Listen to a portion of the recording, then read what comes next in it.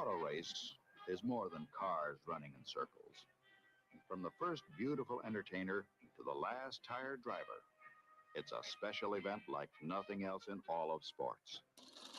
To Donnie Allison in first. Where will Cale make his move? He comes to the inside. Donnie Allison throws the block. Cale hits him. He slides. Donnie Allison slides. They hit again.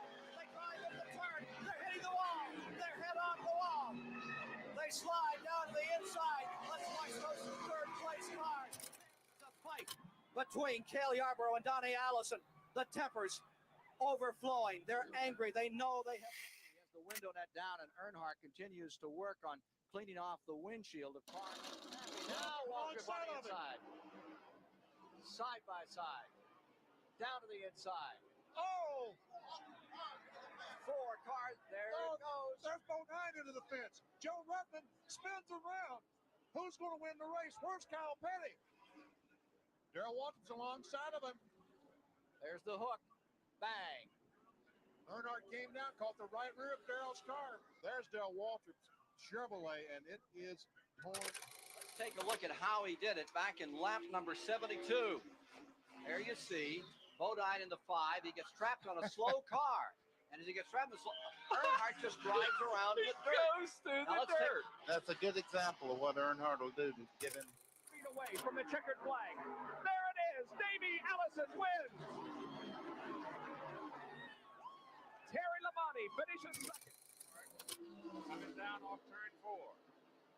And Earnhardt loses it, goes on the grass, comes back, and Elliott goes inside. And Earnhardt still got the lead. Incredible. He's at 500. But Alan Kulwicki is coming off of corner number 4, knowing that he's winning the championship. There's the checkered flag for Alan. He's the champion for 92. In the third corner, he gets way down on the apron of the track, coming to the white flag. There's a leader change, and Labonte takes the lead. And meanwhile, Ricky Rudd trying to and Earnhardt spins him out. Oh, man.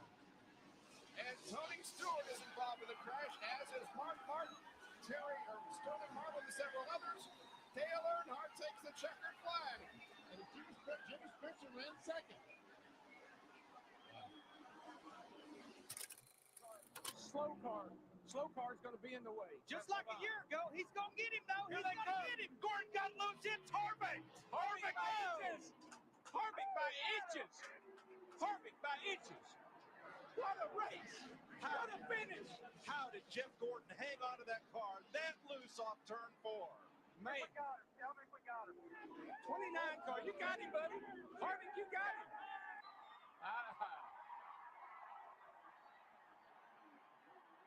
Folks, this is Dale Earnhardt's car and team. And Kevin Harvick, the young man Richard Childress tapped, is doing a John Force down the front straightaway. Look at Kevin Harvick as the fans saluted Dale with the number 3 on the 3rd lap. Kevin Harvick salutes him on the way to victory lane. If I was him, I'd run that thing out of gas riding around here. What could be more fitting? What could be more special? Turn 4, final lap of the Pepsi 400. Michael Waltrip in second, but it's going to be Dale Earnhardt Jr. using lessons learned from his father to go from 6th to 1st and score the victory in the Pepsi 400. That's unbelievable. Yes! That band behind you did it for Yes! you. You guys celebrate. You love your band. You did it. That was beautiful. Very, very nice. Junior, you're happy. All right. You Look guys at that are smile. I am speechless.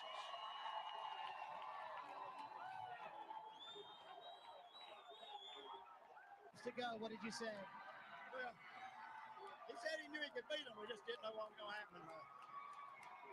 Remember when we've seen this before? And Steve Mills joining the fray now. Yeah, man, DI's tough. DI's tough. We can celebrate. What a finish at Daytona. Dale Jr. on top of the car in the infield. The 1998 Daytona 500, when his father finally won the Great American Race, he threw the car into the grass doing victory donuts.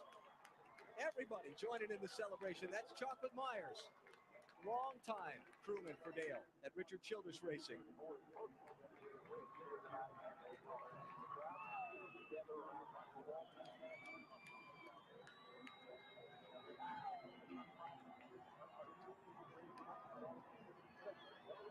Sixth to first in the final 6 laps. All right, Mikey, you celebrate too. You never got to celebrate your win in February. You celebrate now. Yeah, that's just so cool. Storybook ending. Oh, this is great.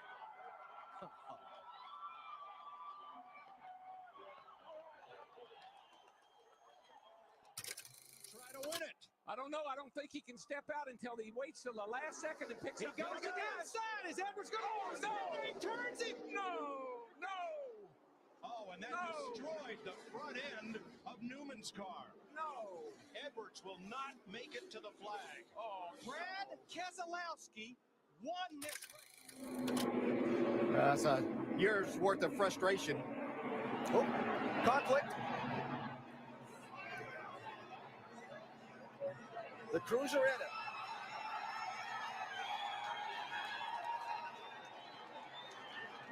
Somewhere in the middle of that is Jeff Gordon.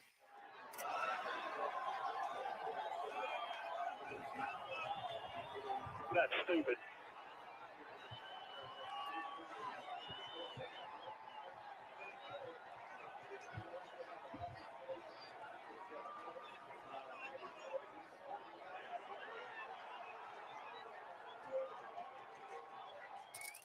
Through as much pain and had as much perseverance as 30-year-old Kyle Busch. Tonight he earns his first Cup title. Kyle Busch, the 2015 NASCAR Sprint Cup champion.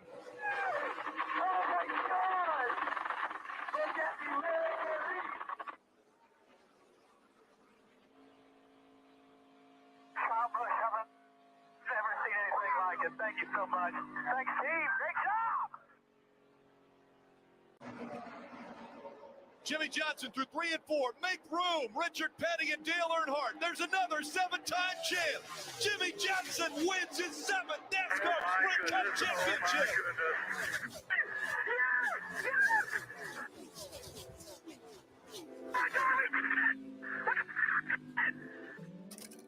Finally reaching the peak. Putting an exclamation point on a near perfect season. Mark Truex Jr. is the Monster Energy NASCAR Cup Series champion.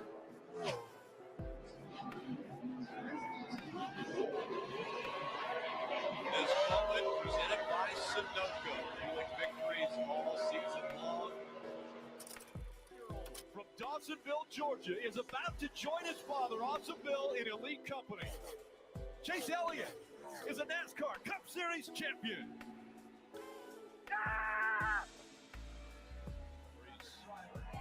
Driver's side to the fans, waving, and now he comes up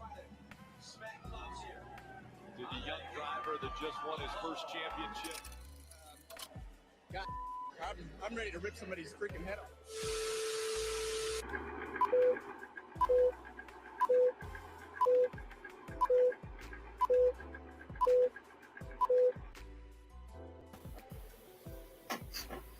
Yeah, buddy. We are live tonight. Live. We are the LTC. More like I'm the LTC from East Tennessee. It's your boy, the host with the Parv gang. And guess what? I want to introduce everybody tonight. First up, we have, he's good at his last name, Mr. Dalton Rowdy Bush. Give it up for him. Let's go, y'all. Anything you want to say, Dalton, real quick before I introduce the next one? I'm back. He's back. And up next, he has all the powers. He's a Chase fan. He's a Ross fan. He's a Tyler fan. He doesn't give a shit about how many people he likes. He's Cody, the host with the most powers. Hey. It is me, the one, the only, the Cody, host with the most. Is it just us three? Is the other person here? No, it's actually just us three. Let's go, y'all. So, we're down a couple boys tonight. Cooper's out. Jacob is just AFK. Dalton, I need you to to groove a little bit, okay? I'm too dizzy for that right now. No grooving from Dalton. Can I get a finger wiggle? Okay, there we go. Heck yeah. All right. Thank you, sir. Thank you. Ryan wants to RKO Parv through a fire glass table. What's up? This is like a death match, Ryan. Dalton, that's for you, undoubtedly. What's good, Ivan? New member of the LTC Discord. Thanks for tuning in. Yeah, a new dedicated member. What's good, Jesse? What's good? There was one comment specifically. The intro, it gives me time to just like get all the links out, get everything situated. That way the show doesn't open up awkwardly. Plus it's fun. I love watching it. I watch through the whole thing every single week. You too, Parv? Yeah. I am gonna change it up though. Like over time, like it's not gonna stay the same forever. So if there's any like, this would be cool. Any diehard moments in NASCAR that you want in the next LTC intro, throw me the ideas in the Discord and we'll build the next intro. Dude, there. You have to include me and Cooper's Daytona 500 clip. I didn't include that for like the reasoning because I knew that it would like shrink your ego. So it's LTC. I mean, how do you not include that? Because eventually I want an intro that's like us, but we need more clips of just us. Just right? have 8 minutes of me doing this. Yeah, just Parv dancing. We'll have Parv dancing and then you and Cooper at Daytona just like every 5 seconds, just swapping back and forth. Are we down with that? This September Bristol, we'll definitely do some clips. How about that? Yeah, I want to build an LTC intro, but we just need more iconic clips. Because I wanted to put the video of me and you at Bristol, but then I was like, no, it don't fit. So that's why there's no videos of us in the intro. So nobody actually, Dalton, I was playing. I wasn't trying to just kill your ego. I know. Let's see. We already did that one. That is terrifying, but appreciate your love, Joe. Joe Mickey Mouse hat. Joe left me for Dalton now. A 10-minute intro. 10 minutes, yes, it gives time.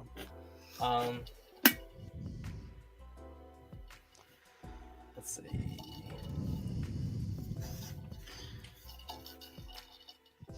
Yeah, the old facts. I assume that's for the intro video. Joe says some questionable things. That would raise Joe's viewership. Joe would make like 2,000 different YouTube accounts just to like boost our views. I'm giving Jacob a little bit more time to hop on. I might have to do like a welfare check call on him here in a little bit if he hasn't shown up. I talked to him just a few hours ago. But anyway, we're here. Joe is a sociopath. It's funny. Junior, it's gonna be funny here in a little bit. So guys, we went racing this weekend. First off, IRP is back.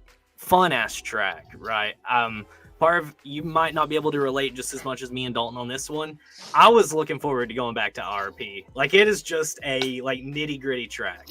I forgot how good it was, bro. Yeah, dude, I was stoked. Super. I want the Xfinity and the Cup at IRP. The Cup on IRP would just be insane.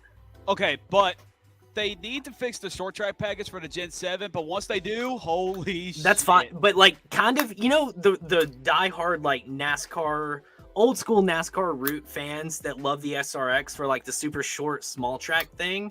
Mm-hmm. If NASCAR were to do one of those as the Clash and just make it like a total like make that like the throwback weekend, like encourage fans to come dressed up like they're from like the 80s and the 90s to these like small little local tracks, dude. That would be so freaking cool. Let me ask you this. If we're going to bring Cup back to IRP, do you think they need like a grandstand upgrade?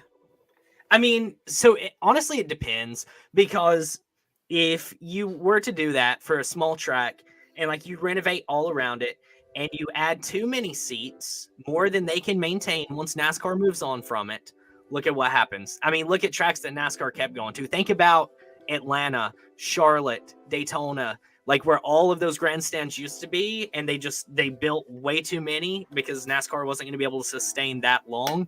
Those other bleachers like have gone to shit, or it makes the track look bad on TV. I mean, I'm not asking for like a major upgrades like they did at Daytona, but I like make it somewhat, good for what it is. And then I would actually like to leave those turn 1 and 2 grass seats like on the hill, like just bring your lawn chair. I didn't know. Speaking of that, actually, on this topic,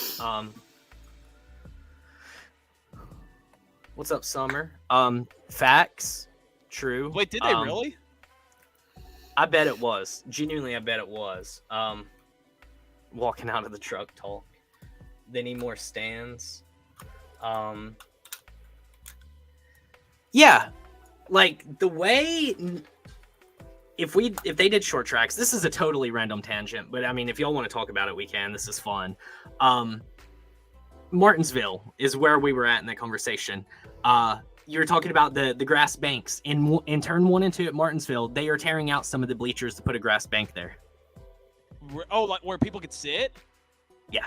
Oh, hell yes. Yeah, I mean, it's really cool. Like, it sucks that they're taking away, like, the grandstands. I understand why they're doing it, because Martinsville just can't pack a house the way it used to, which is that's a trend across all of NASCAR, right?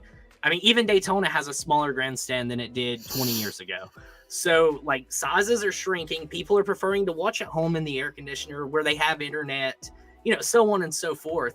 So I think getting rid of a lot of seats, like grandstands, will make it look fuller on TV, which is going to make people want to go. Like when you watch Texas, forget about the track itself. When you see the stands that empty, you're like, why would I want to go to that? But then when you see like the Bristol stands or the Daytona 500 stands where they're just absolutely loaded full, you're like, I need to be in that crowd. So I think like the smaller the grandstands, even in like for the bigger tracks, I think the smaller the grandstands, the better it looks on TV, like Nashville did last year. Like on TV, I don't know if you like watched the highlight videos or anything like that, but dude, just that small little section of like fans looked so cool on TV, just being like loaded to the brim. Awesome. Yeah. Great talk. NASCAR should go to Eldora. NASCAR closed that door a long time ago. Oh, they straight up told Tony Stewart, "Fuck you." Yeah. And now I think if NASCAR were to try to crawl back, they would laugh. Yeah, Tony would probably say "fuck you" back. Gateway looked really good on TV. Fox missed a last lap crash in the truck race, Dalton. Well, who? What was that? Oh, no. Oh boy. Oh, he almost forgot about Turnpike. What's up, Turnpike? Turnpike, do a dance. Do a dance. Yeah, do a dance, Turnpike. Dance. I can't see dance, but dance. Dance, boy. So dance. Don't dance. So he can't. He's nauseous. Yeah, I still got a pretty bad headache. So before we get into the truck series, Dalton, give us a update on you. Surgery was fucking awesome. As you saw last Monday, I was really nervous as shit going into the surgery, and when I got to the surgery room or the operating room, like waiting for the doctors to take me back, I was still breathing pretty hard. I was kind of wishing my dog was there just to keep me chilled out, but they gave you like some kind of anxiety medicine to like help you calm down, like before surgery starts, before they take you in. So they did that, and then they put me on the table, and as soon as they put that breathing mask on, like I just went out, and I woke up. They said I was only out for 2 hours. It was supposed to be 3, but I was only gone for 2 hours, which is awesome. And So the last surgery was pretty rough because it was hard for me to wake up from the anesthesia. But this time, I actually woke up pretty damn good. Like, I was awake in about 15 minutes, and they did give me like 2 doses of nausea medicine just in case. But they also gave me like a patch behind my ear. It's the same thing they give you for when you're on a cruise ship, like if you're seasick. And they fed me ice chips for a little bit too, because when you have that breathing thing on, like when you wake up, your throat and mouth are like dry as hell. So, fed me a little bit of ice chips, and I sat there for about 30 more minutes, and I finally went home. When I got home, I was able to eat a little bit. I had some applesauce and jello. I kind of didn't want to eat too much to start, but later I got really hungry, and I had my mom bring me back 2 Costco hot dogs, which are pretty damn big hot dogs. And after that, I just sat and chilled for the rest of the week. Luckily, no bleeding this time, which was really shocking because they put like a little patch under your nose, like after the surgery's done, because like there'll be a lot of blood that can just come out of your nose, but there was hardly any blood at all. Like there's only like 2 small drops, and that was it. And I don't know what Vanderbilt did, but I just want to give a big shout out to the Vanderbilt University Medical Center. They did such a fantastic job of the surgery. It was successful. I do go back on Wednesday for a post-op, and I should be 100% back to normal. But yeah, like I said, Vanderbilt just did such a fantastic job, a lot better than the old doctor that I was going to. So next time if I do have surgery, I won't be as nervous because, like I said, Vanderbilt's just the best damn hospital in the state. I don't think anybody can argue that. But yeah, I'm just glad I was able to recover as quick as I did, and glad to be back here on the show tonight. Wait, we're glad you're back, Dalton. Wait, what did Joe say?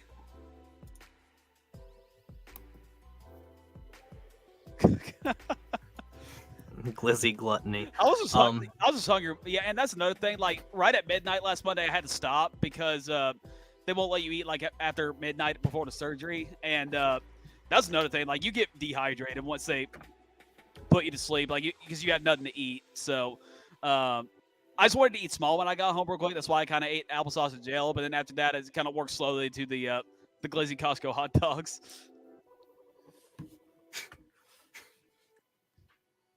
Oh, and also I do want to give a big thank you to everyone who checked up on me, sent me get well wishes. I really do appreciate every single one of y'all, Cody, you included. Also, hope your mother's doing all right as well with her hip replacement surgery. Yeah, that went a-okay. It only took 45 minutes to just 45 minutes? 45 minutes to rip my mama's leg off and just replace her hip and then throw it back on. Yeah, it's insane. I remember being a kid and hip replacement surgery was you were lucky to make it through. Yeah. Because you would be in the hospital for weeks and weeks, and recovery was 2 years, and now they just throw that stuff in. It's crazy, but yeah, she's good. She's healing now. Started physical therapy today. Yeah. So I mean, they expect her recovery to be above average as far as the way she's already progressing. Dude, she walked 45 minutes after the surgery. She walked. What? Dude, it blows my mind. Yeah, that's just procedural now. God, she was home. Have it. Right, she was home that day. She came home immediately after. Once all of the anesthesia and everything wore off, and she was back awake. They just send you home. Pull up Turnpike's comment here. I got to give this boy a shout out too. This motherfucker literally woke up at 4 a.m, right when I woke up too, just to wish me a good luck. That's impressive. Whether it was Go Heron or not, I really appreciate you, Turnpike. Vanderbilt being good at something is weird. Yeah, that's true, but their medical department, that's what Vanderbilt is. Shitty football team, but great fucking doctors. Yeah, that's where all their money comes from. That's what funds their SEC payment. Pretty much. RIP to all the Blaney fans out here. I have a spicy take on Blaney when we get there. All love DG. All right, so Truck Series race happened. Did anybody watch it? I sure did. I had nothing else better to do, so. Parvin. Lame. Yeah, very, very lame. You missed out on our damn childhood, bro. So where do we want to start with the truck race? Anywhere specific? I mean, KBM pretty much dominated the whole thing from stages 1 and 2, especially John Hunter Nemechek. I do want to say Kyle Busch looked like just an absolute G, like sitting there all day. Yeah. Oh yeah, he looked like a damn coach pretty much. Yeah. That was one thing that I did notice. I was like, dude, he actually looks cool, and he looks like he's lost a lot of weight too. Like he looks like he's getting fit. I haven't really told a difference, but yeah, but you look at him every day. I don't. So you see the gradual change. I just saw it from like night to day.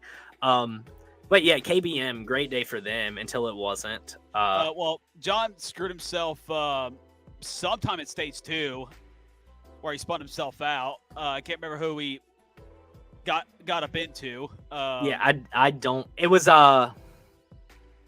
it the 44 truck? I feel like it's a white truck.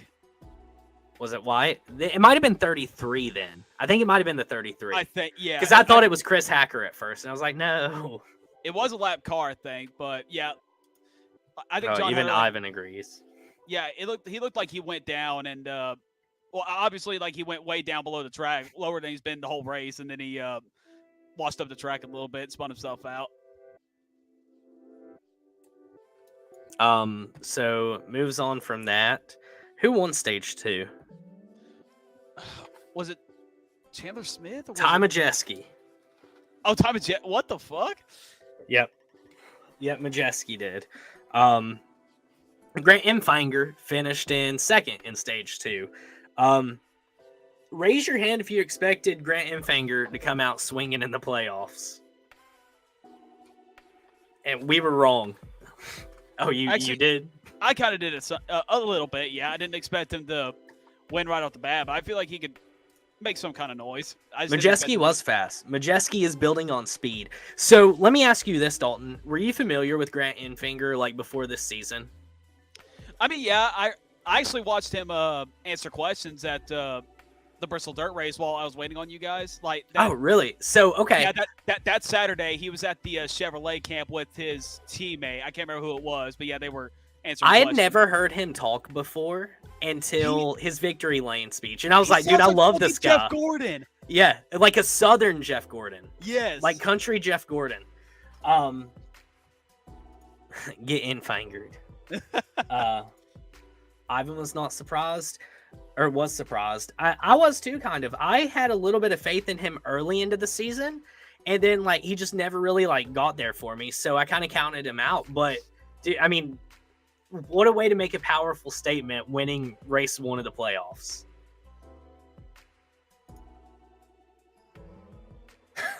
Still can't understand him. Can't understand him. I mean, he's a hell of a guy. Like, I like the guy. My group chat kind of likes him too as well, but I mean, he just seemed like one of those guys to me who would just, kind of just there. I mean, but solid enough to make the playoffs and not really do anything once he gets there, but already locked into the next round. So he's the new Ward Burton. That's beautiful. Chevy's on the comeback trail. Wasn't there a fight? John Hurt did get into an argument with one of Reddick Kermit. I saw someone tackle somebody. Do you know him enough to kiss him goodnight if he was your homie? What the fuck?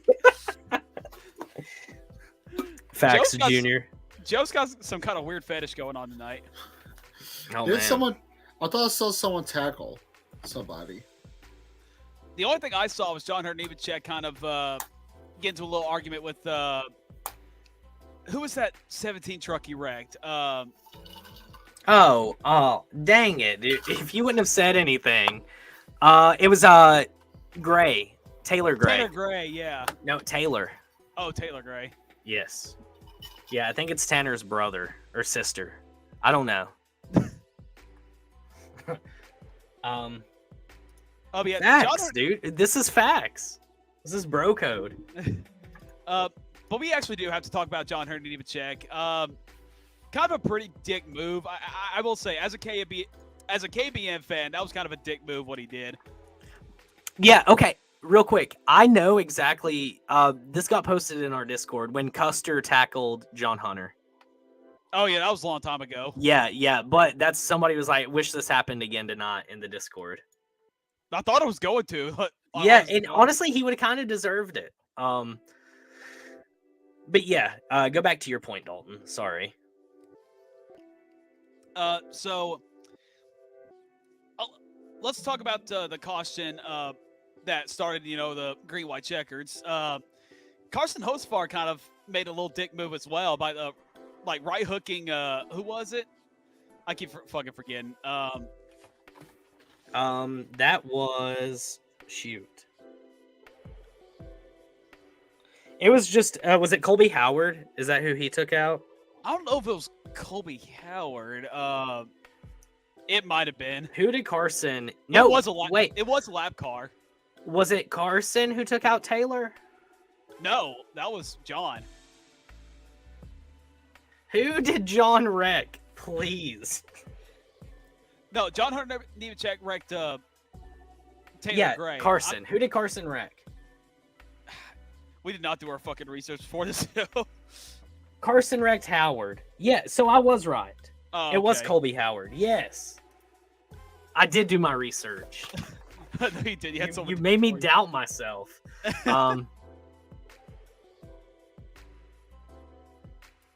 I think he's kind of on this is a weird way to say it. I think that John Hunter was like the champion last year, right?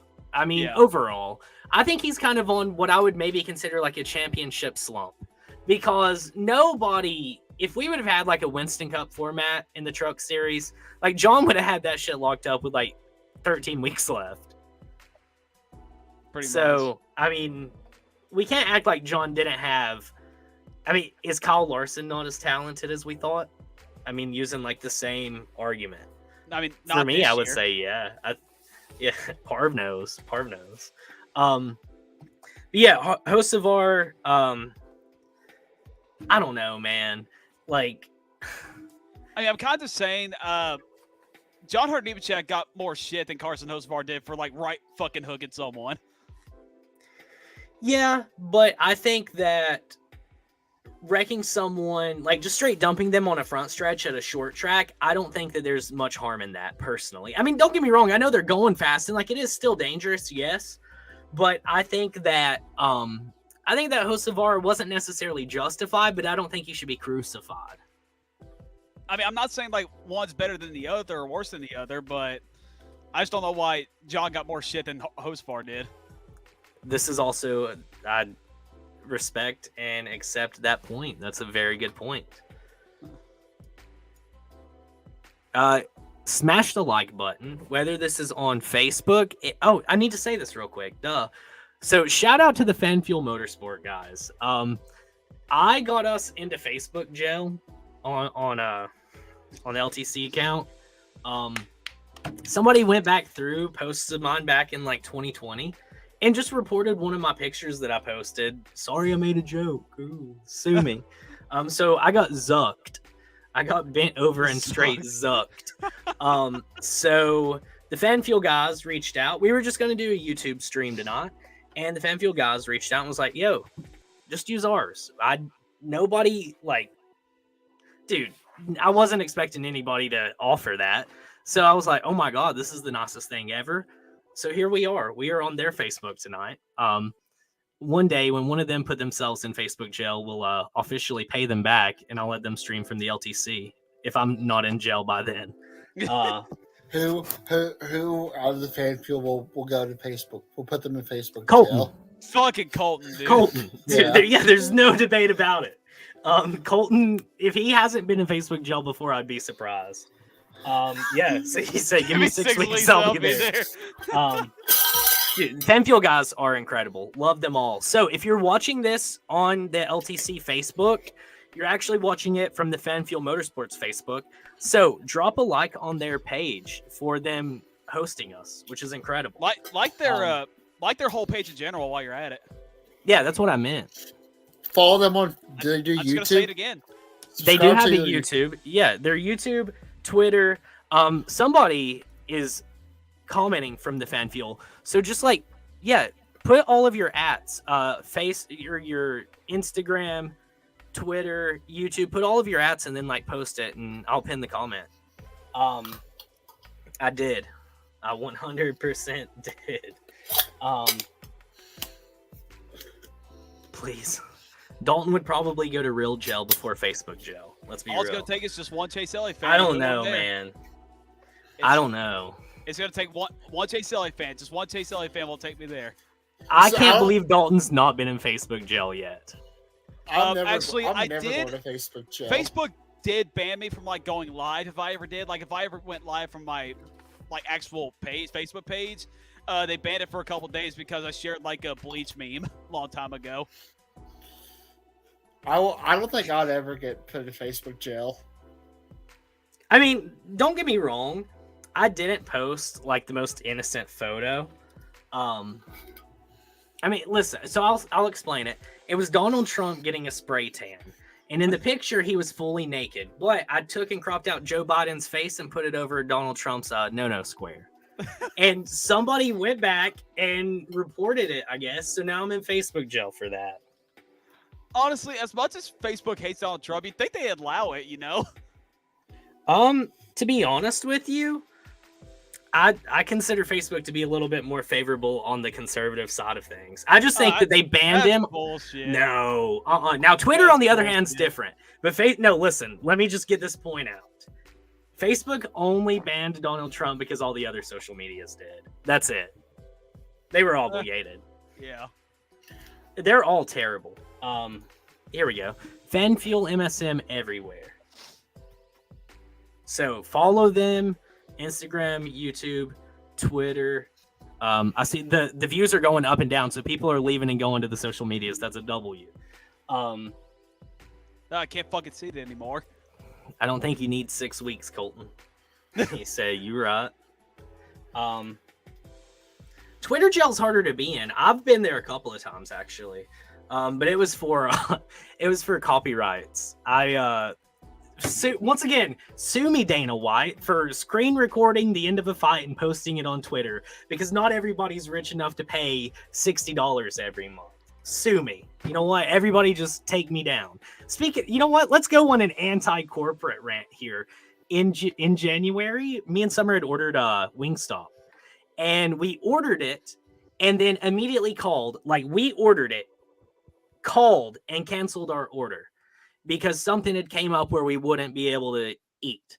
And they were like, sorry, once you place your order, you can't cancel it. And then like just hung up the phone. So, dude, I turned into a Karen. And like I tweeted at them. And they messaged me. And like I explained the situation. And I was like, not only did I like just try to cancel the order, but I also like was hung up on by your manager. And they were like, we're so sorry. Send us your address and we'll send you a gift card. And I was like, well, send it to I like gave my fiance's name and gave her my address. That way it would be addressed to her because it was her money that got wasted. Right. So they never sent it. And like, I thought about it. I thought about it last night and I was like, yeah. That's fine. Dude, this was ridiculous.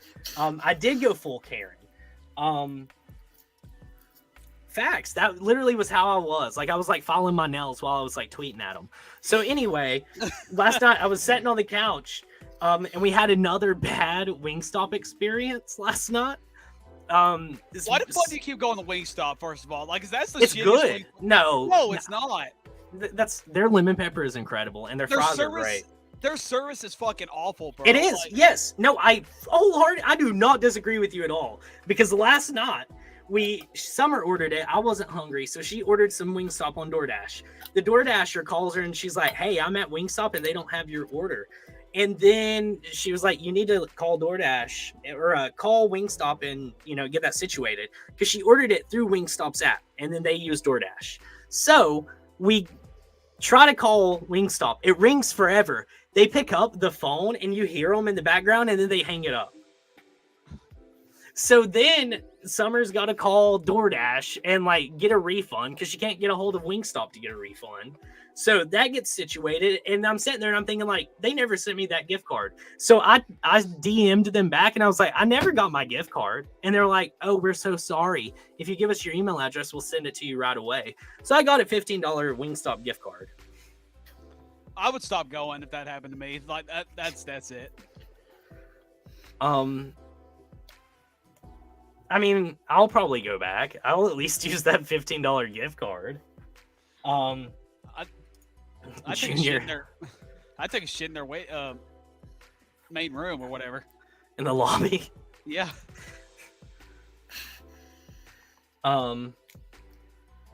So yeah, down with Wingstop, down with corporate greed. But yeah, that's why we're in Facebook jail. Thank you, Fan Fuel. Thank you. Yeah, that's a rabbit hole. We're not on Twitch, so I can't talk about Bezos. Grant Infanger won.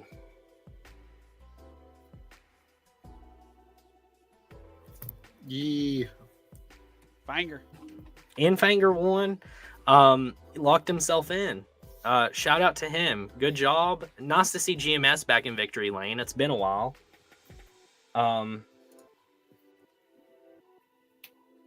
That's sick. Damn. I think, yeah. So basically, Jacob date. You like it how I put that together? He messaged me and said, "Hey man, sorry I fell asleep. I apologize." And I was like, "Oh, you're good, bro. Just hop on." And he hasn't replied. So, probably went back to sleep. Yes, most likely.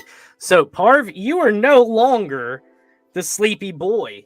You're no longer the one who will get roasted every single week for falling asleep. Parv, you have graduated. You are now above Jacob on Cody's shit list. Oh, damn. Yeah. And I keep the shit list. So, hey, it is what it is. Can we get a L for Jacob in the chat?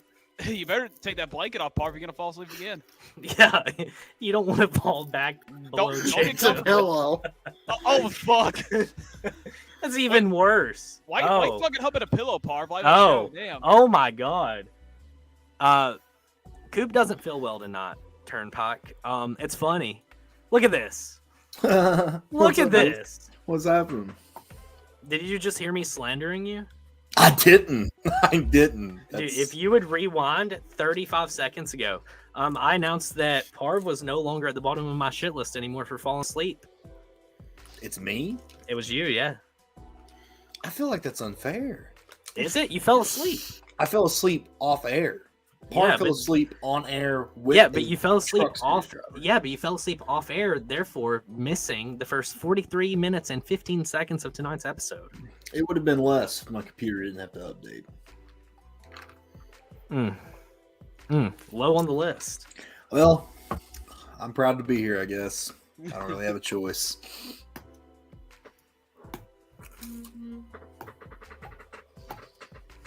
Probably. That's it. This is it right here.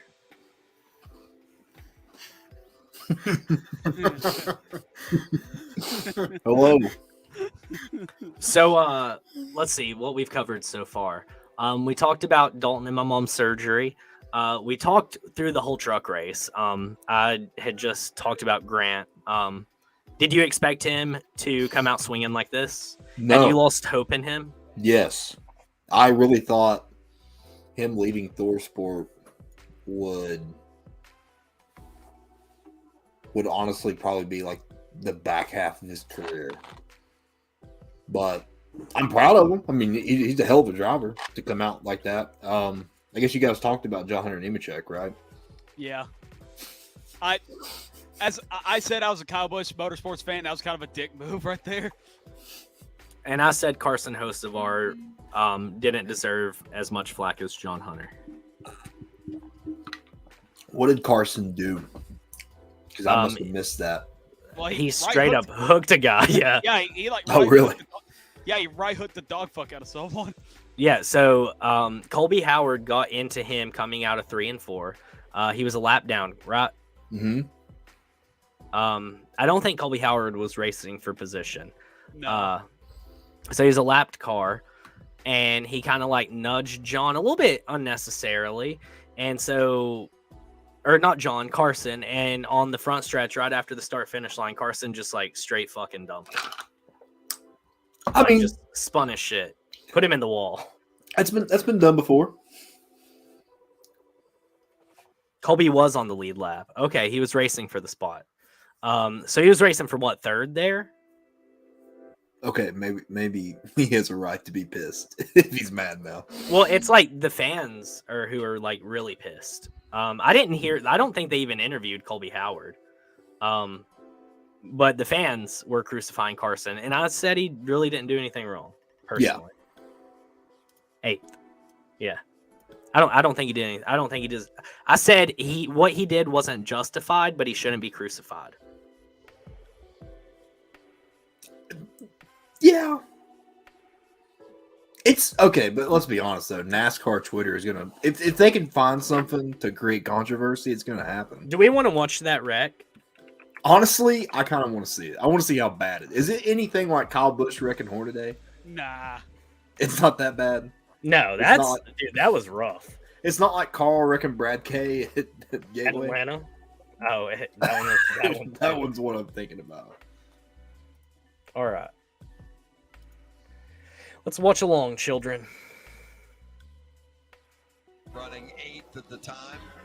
Got into Hocevar a little bit right there, and then Hocevar maybe give him a little payback. That would be a little bit of a retaliation. Ooh. I don't know.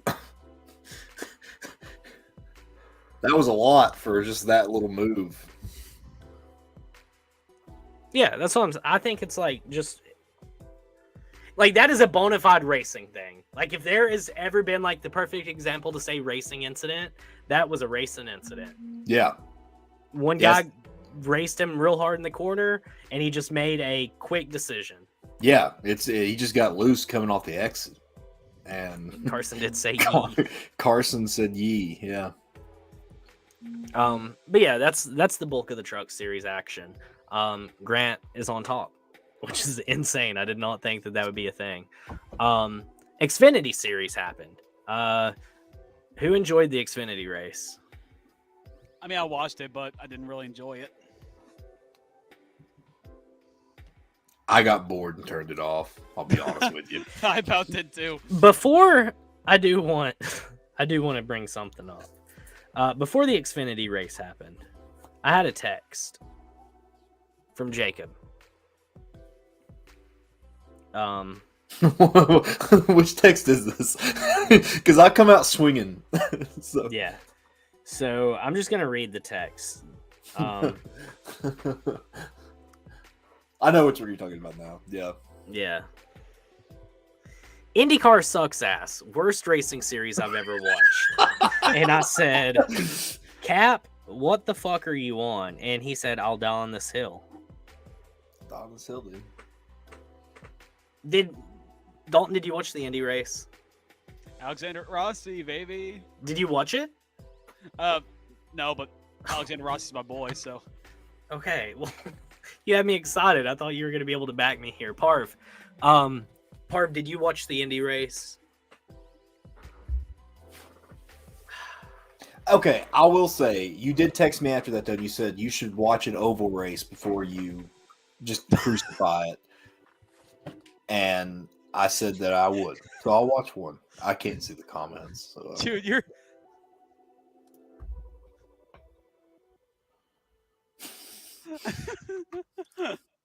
It was on the Discord, too.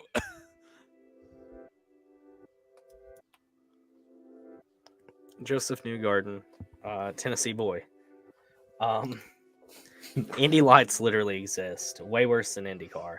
Is it? Is it that bad?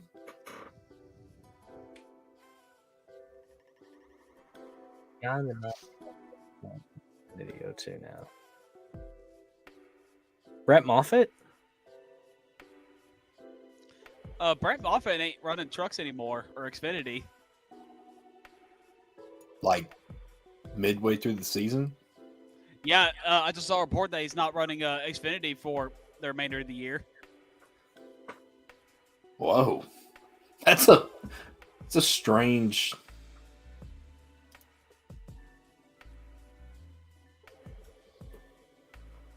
That's crazy. I'll say it. Good riddance. Dude is just a wasted seat.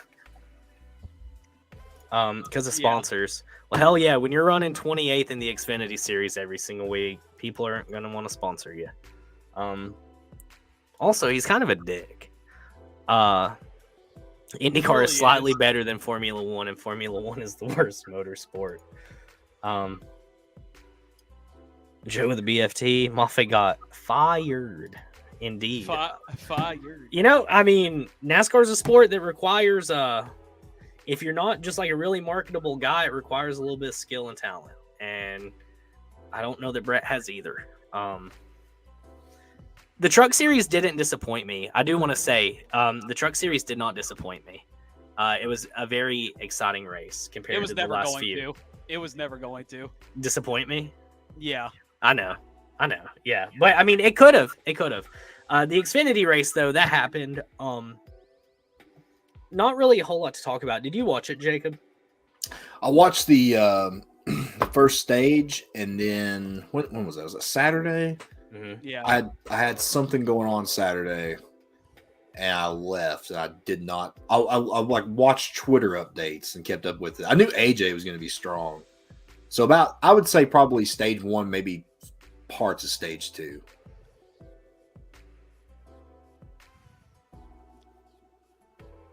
I did watch the end of the race where, like, basically it was Allmendinger in the lead, but they were showing Ross Chastain trying to battle for a better spot.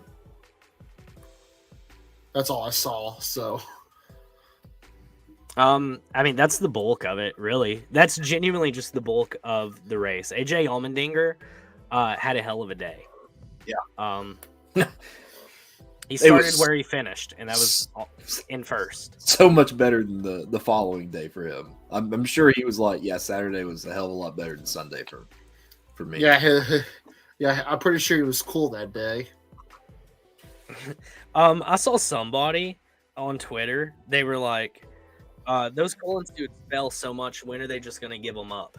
Dude, I don't know how many times I've heard a cooling suit failing as much as I've heard drivers talking about how great the cooling suit is.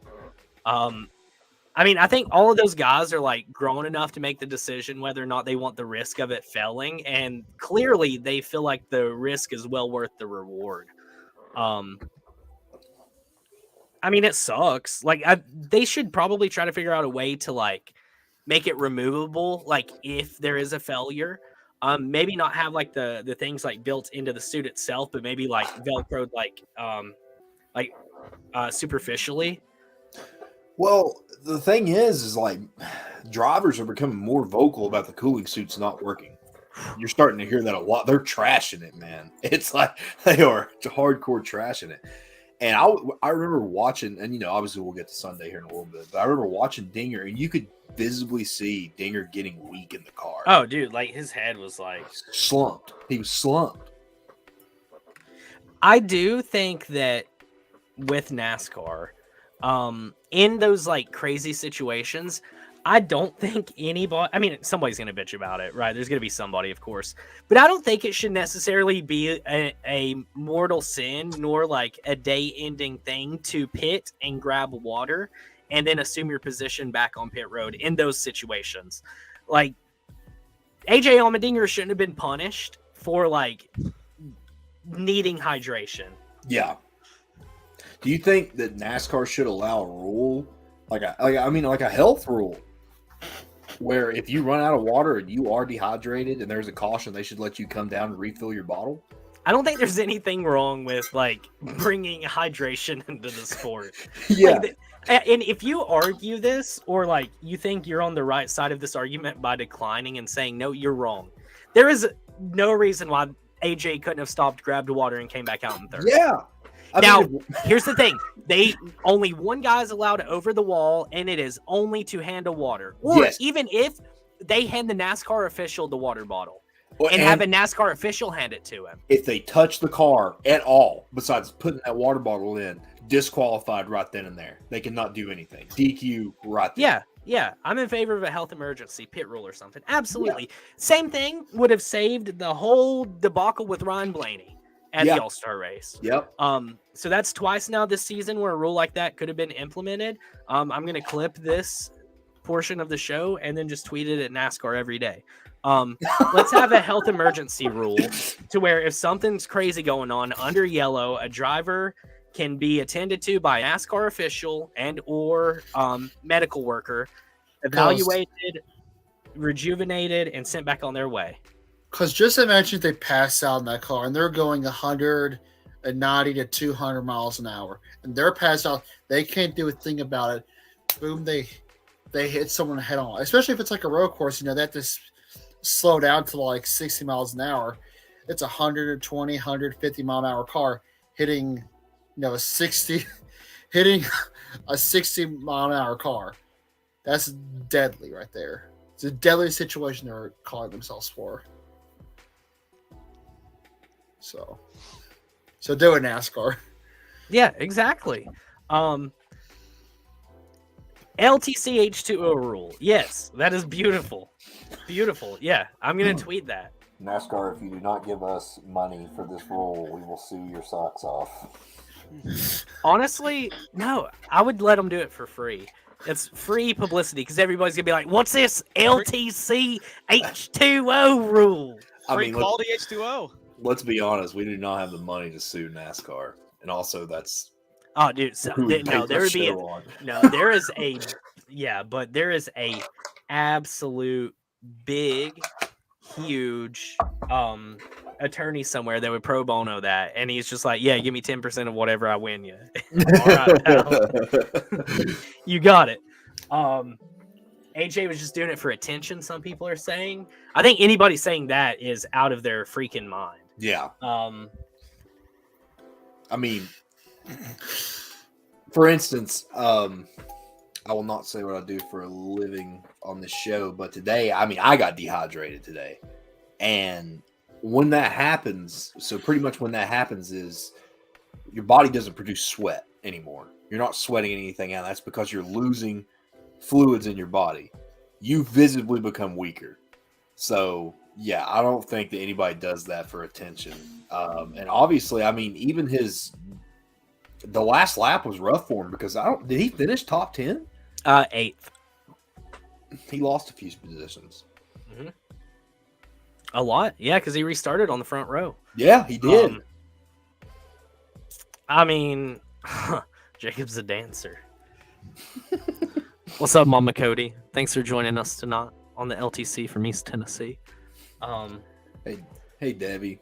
Hope you're feeling better. What up, Dad? Hello. So, yeah, AJ Allmendinger dominated Saturday, but wins Saturday, dominates, and then struggles Sunday. We went on a cup tangent way too soon. Oh gosh. So the Xfinity Series points is before I even do that, I'm scatterbrained. Let's run through the top 10 real quick. So we had Dinger, Bowman, Allgaier, Ross Chastain, Chase Briscoe, Riley Herbst, Sam Mayer, Ty Gibbs, Austin Hill, and Noah G. Any surprising names there? I'm also scatterbrained. I'm trying to find it right now. I heard you read it. Yeah. Riley Herbst actually ran like a decent race. Riley has strung together some decent finishes as of late. I think the problem with Riley Herbst, though, is he is just not a great driver. Just in general. Yeah, we've been on that. He's a great truck racer. Sure, yes. As you've stated before, it's just fact. I think if you get in the 98 car and you do really well, no, I won't even say really well. If you finish in between 15th and 5th in the 98 car, I think it's a little underwhelming. Yeah. Yeah, I mean, it's not like Riley. I mean, Riley has had some, top 10 finishes, even some top 5 finishes. But it's just that 98 car is a championship caliber car. It went from winning probably a quarter of the races in 2020 to doing nothing. And I just don't understand how that happened. Well, I mean, like, other than Ryan Sieg, it's the only Ford out there. So, like, Ryan Sieg claims it is the only Ford out there. Yeah.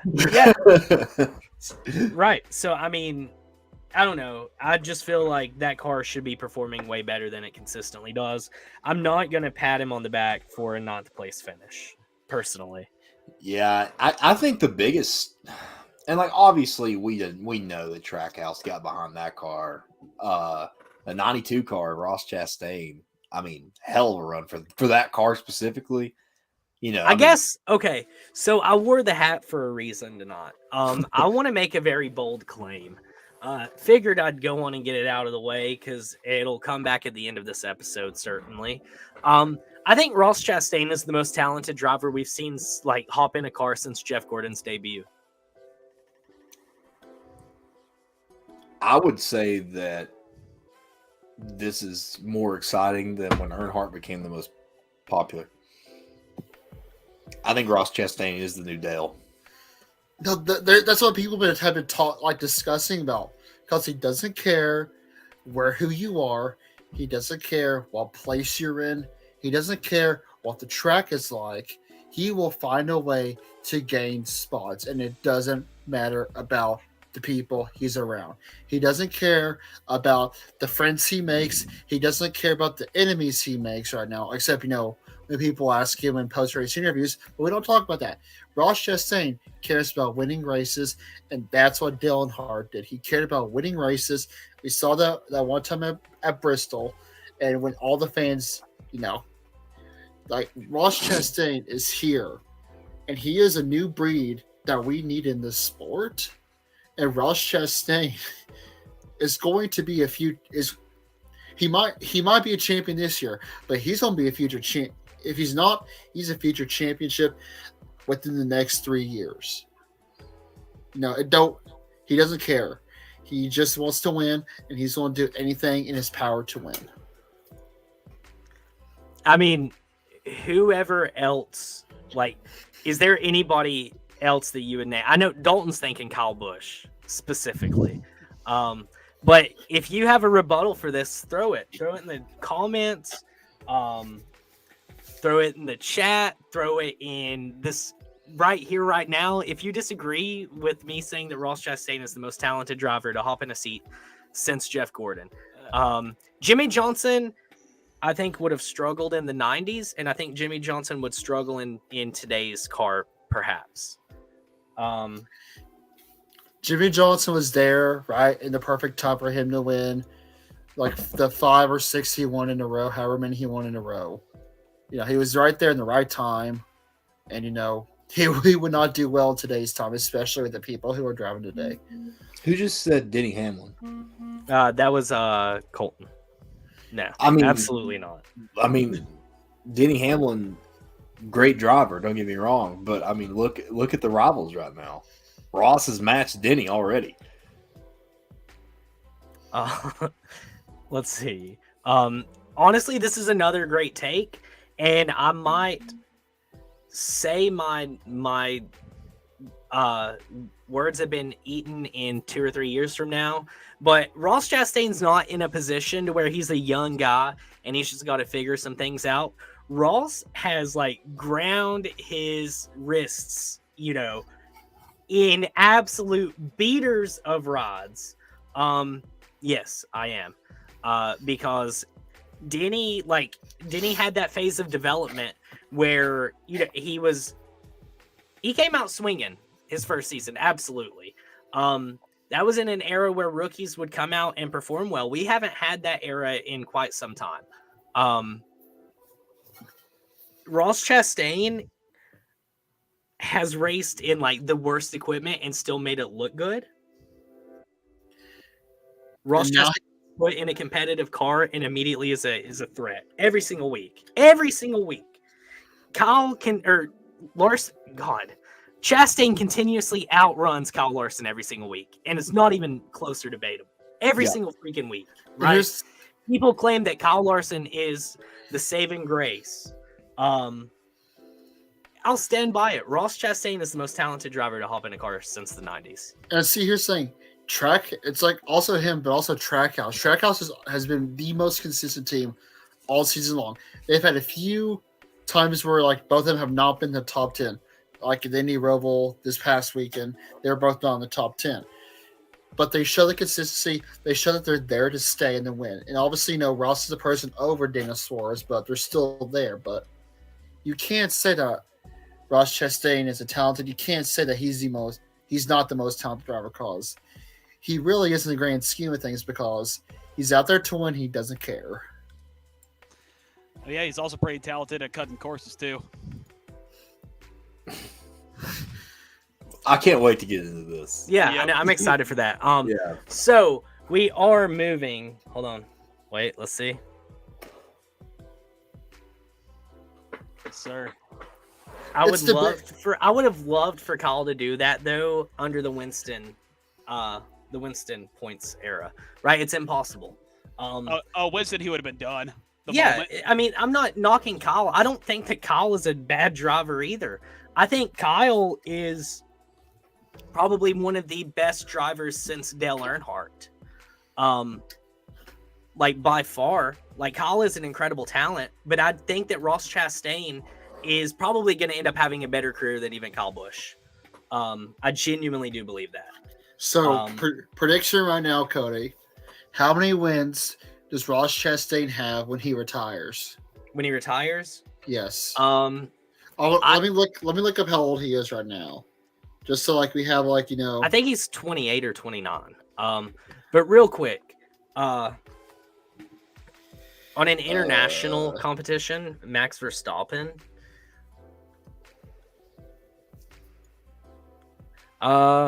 When did Michael Schumacher make his debut? It was 94, wasn't it? So that would have been after. That would have been after Jeff Gordon. Man, we came in this show tonight not knowing shit. Yeah. Well, now we're talking F1. Anyway, I think that Ross Chastain. I think that Kyle Busch won a lot of races in a time where NASCAR wasn't as competitive as it is today. I think that like 2012 to 2016 NASCAR was just a very weird era. Like a very weird era. I would agree with that.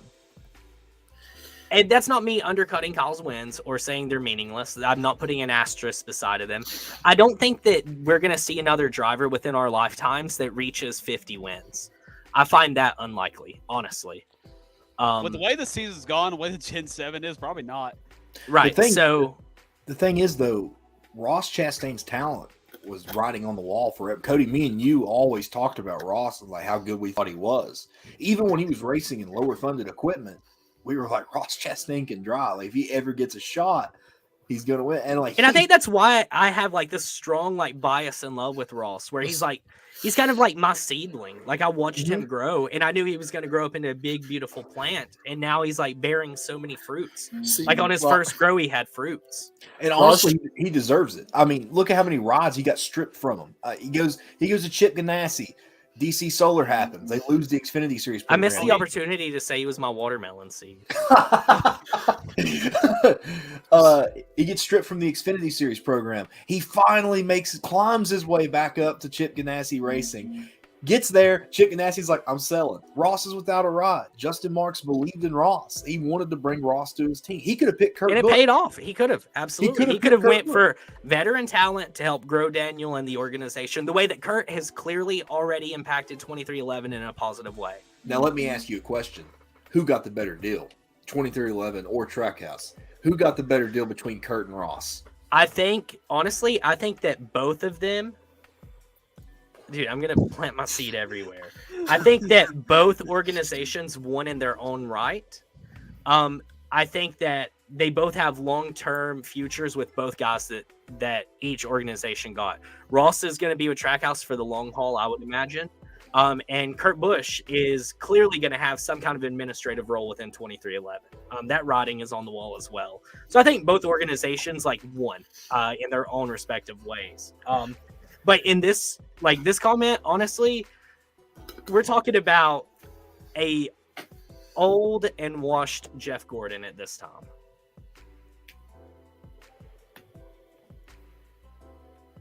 I feel like we need to talk about Kurt Busch too a little bit. So he missed Indianapolis again. He missed his second straight week. Is anybody here concerned about his future? I'm not. Oh. Yeah, I mean that's about all I had to say anyway. I just think that this is a case of precaution.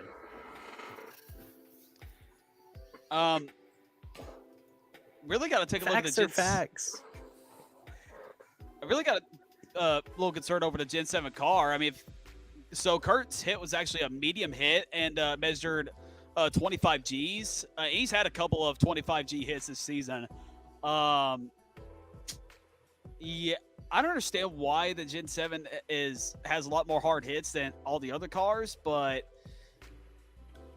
I don't know. I mean, because concussions are not really anything to mess with, and they can get a lot worse for no reason at all. And I just don't want Kurt to go out like Casey Kane did back in 2018 when he had his health issues.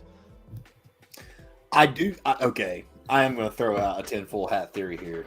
I feel like I'm that guy of this group chat of this podcast. I do think Ty running that 45 car though, while Kurt is out, is helping Ty move up into the Cup. Oh, dude, totally valuable seat, Tom, right? And Denny Hamlin actually did release more info about that. So apparently they get ready, they prepare themselves for if something were to happen to a driver, with COVID or any kind of injury. Hamlin actually was planning on having John Hunter Nemechek replace either Bubba or Kurt if anything were to happen to him this season.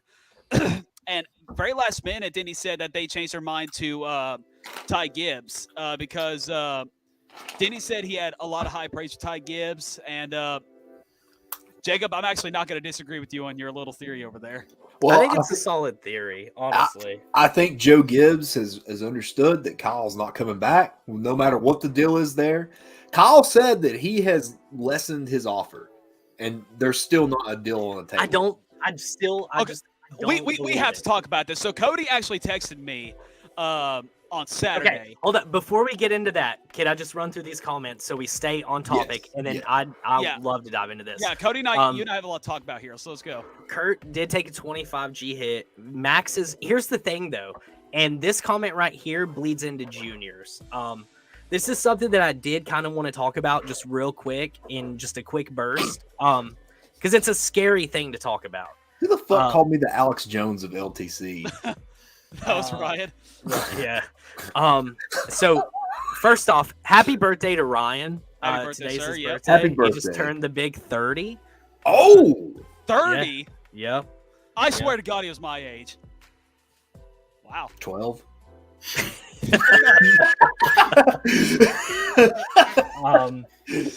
Love you, man. But with this right here, and we'll get into it. The Ty Gibbs wreck split his door. Okay, split his door. Don't get me wrong, that was hard contact. I've never seen a wreck that hard in my entire life. But split his door. And then secondly, Buscher's car just bursted into flames where it shouldn't have. Even the broadcast booth was like, this is supposed to be like a flame retardant material, and it caught on fire. So I think that F1 definitely has figured out how to brace the drivers for higher severity impact. I think that we did lose a little bit of safety with this generation of a car. Drivers have said multiple times that they're feeling it more. The cars aren't breaking apart as much. And that's probably good on the manufacturing end. But when they break, that's good because that displaces all of that energy. And when they're not breaking, that energy's got to go to somewhere. And at that point, the easiest thing to break is human bones. Yeah. Not 12. Not 12. So we're diving into the Cup Series now. We had a special guest and a viewer who was at the race. It's a guy that we all know and love. He usually tears it up in the comments. He tears it up in the Discord. Ladies and gentlemen. No. Ladies and gentlemen. No. We got Big Brad, got Joe in the LTC. No. Holy shit, bro. Okay, I did not. I don't think I've ever seen your face. Yeah, I'm just a basic white guy. No, I just didn't. I thought you were going for like the incognito like top thing on the Discord. I didn't realize you were just going to be full fledged. You know. Imagine if he would have like sat down and he looked like that model picture that he uses everywhere. Like he was gonna have that's that, actually like, him. Thing. Yeah. Oh Lord. Joe. Look. This is Joe's got a fan club. Oh no. Joe has a fan club. Oh, so Joe sent me some video that he took from Indy. So I'm going to show those if I can figure out how to share my screen the proper way. Joe, while you're here and we'll fill the dead air. So give a little backstory on like your journey to being a NASCAR fan, because it's kind of a weird one. Well, I would watch it when I was little with my dad because he was more of a fan than me. I just like, Tony Stewart and Dale Jr. and playing the games. But I like last year before I broke my arm and I was bored. So I started watching Formula One. And then I thought, well, this sucks. They're turning right.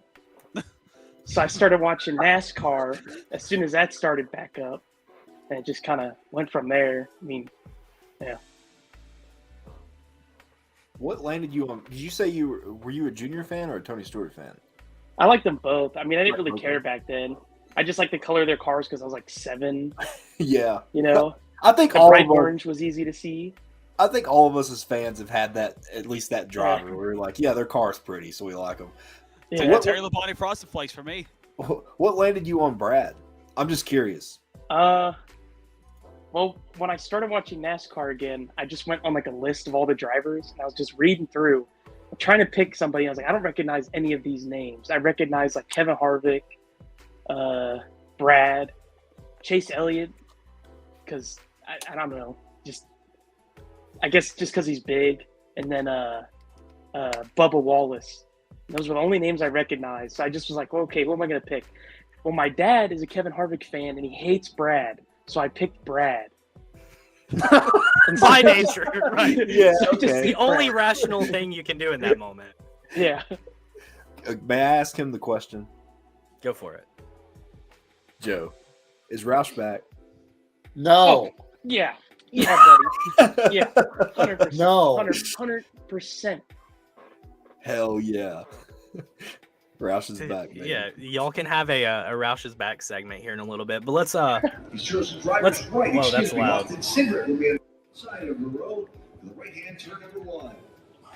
82 laps away is a chance to kiss the brakes at the Indianapolis Motor Speedway. Such a beautiful track. Coming down through turn number 14 up onto the main straightaway into the starter stand.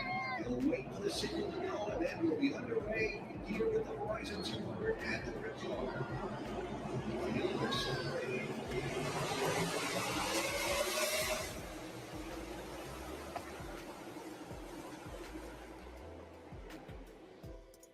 Dude, so all right, let me ask you this: were those your seats, or did you find your way there? Oh, those were our seats. Really? Okay. Yeah, we had like no idea where to sit, and like we bought it was like $95 a seat, like in like I don't know what you would call like box 16 in the paddock or something. So they were good. I mean, next time I'd rather be up higher because like around us was kind of empty, and then you look up and like they were full up there.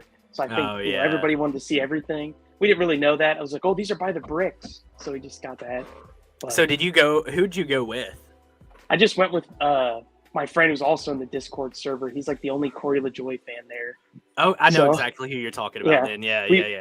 We were counting how many people had like Corey LaJoy merch on, and we only saw one guy, and it was just a hat. Really? Yeah, because he I had a can't Corey... imagine many LaJoy fans show up to a road course, especially. We were right across from Corey LaJoy's pit too, so that was kind of cool for my friend. But... What was it like for you, like seeing the race in person? Loud. Did you not take earplugs? No, So my coworker let me borrow some like headset that you're supposed to take and like tune in for like to be able to listen to the drivers, but I forgot batteries. Oh, so man. So it's always next time. So is Indy your home track? No, I mean it's only like 2 hours away, but I don't know. So which track do you live closest to? Is it Indy? Probably either Indy or Kentucky, but I know they don't race there anymore. Rest in peace. I think Kentucky's like an hour and a half away for me. Have you been to Kentucky before? When I was little, I'm pretty sure. I don't know which track I went to when I was little, but I went to one race when I was like 6 or 7. I just can't remember which one it was. Can I ask a question? Because I've always wondered this. Has anybody in this? I know Cody's going to the Roval. Has anybody in this podcast been to a road course? Not yet. Okay.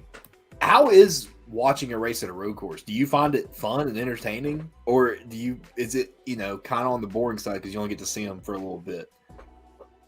I mean, I didn't think it was that bad because it was a lot shorter, I guess, than normal. I think if it was a little longer, my ass would have hurt a lot more from those seats. So, but it wasn't bad. It was fun. I mean, it had the 2 jumbotrons you could easily see, so like we were just watching off of that half the time.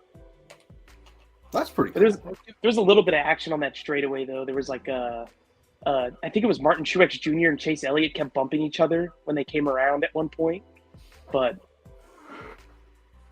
most of it was on TV. What did you think about Go ahead. I do want to say this. I feel like out of all the road courses on the schedule, I think the Roval's like the best one to go to. Probably as like a spectator wanting to just see it all in like one area. And I think if you're like, I will say this: when I went to the Coke 600 in 2018, I sat in a turn 1, turn 1, and it was pretty low. I could still see like the whole track, but if they would have ran the Roval that day, like I could have like saw the entire infield. It would have been really good seats. I'm excited to get to go to the Roval. I think it is probably the best track as a spectator. Now, I think though, like as a diehard fan, I think I would like to go to Coda and Sonoma and like move around during the race and watch it from like different areas. But I think like I'm sorry, my boys from a Stock Car Spec went to Road America a couple times. I think you can rent a golf cart and like ride around the whole damn place. Yeah, if I was gonna do that, I would just buy me. That would give me like the last reason I needed to buy a bird scooter, and then I'd just like scoot around, like stop and charge if I need to, like watch the race for a little bit. I'm gonna be there. Like tickets already purchased. I've had them since Christmas. That's another Rowdy Reactions live stream I'm doing this year. Oh, is it? Yep. Thank God I won't have to watch it. That's besides the point. So what did you think about the venue, Joe? I thought it was pretty sweet. I mean, it's a lot bigger than I expected. I It's don't know why I huge, expected isn't it to it? be small, but it's kind of like we drove over there and there was like a triathlon going on in Indianapolis. So they had like every intersection with like cops directing traffic, and it was terrible because it's so like I go on this like out of the way route to get there, and then we finally got there and it was like, oh wow, it's just you go through like some pretty rough parts and then just there. Yeah, you don't realize like how close it is to like just houses. Did you go through Speedway at all?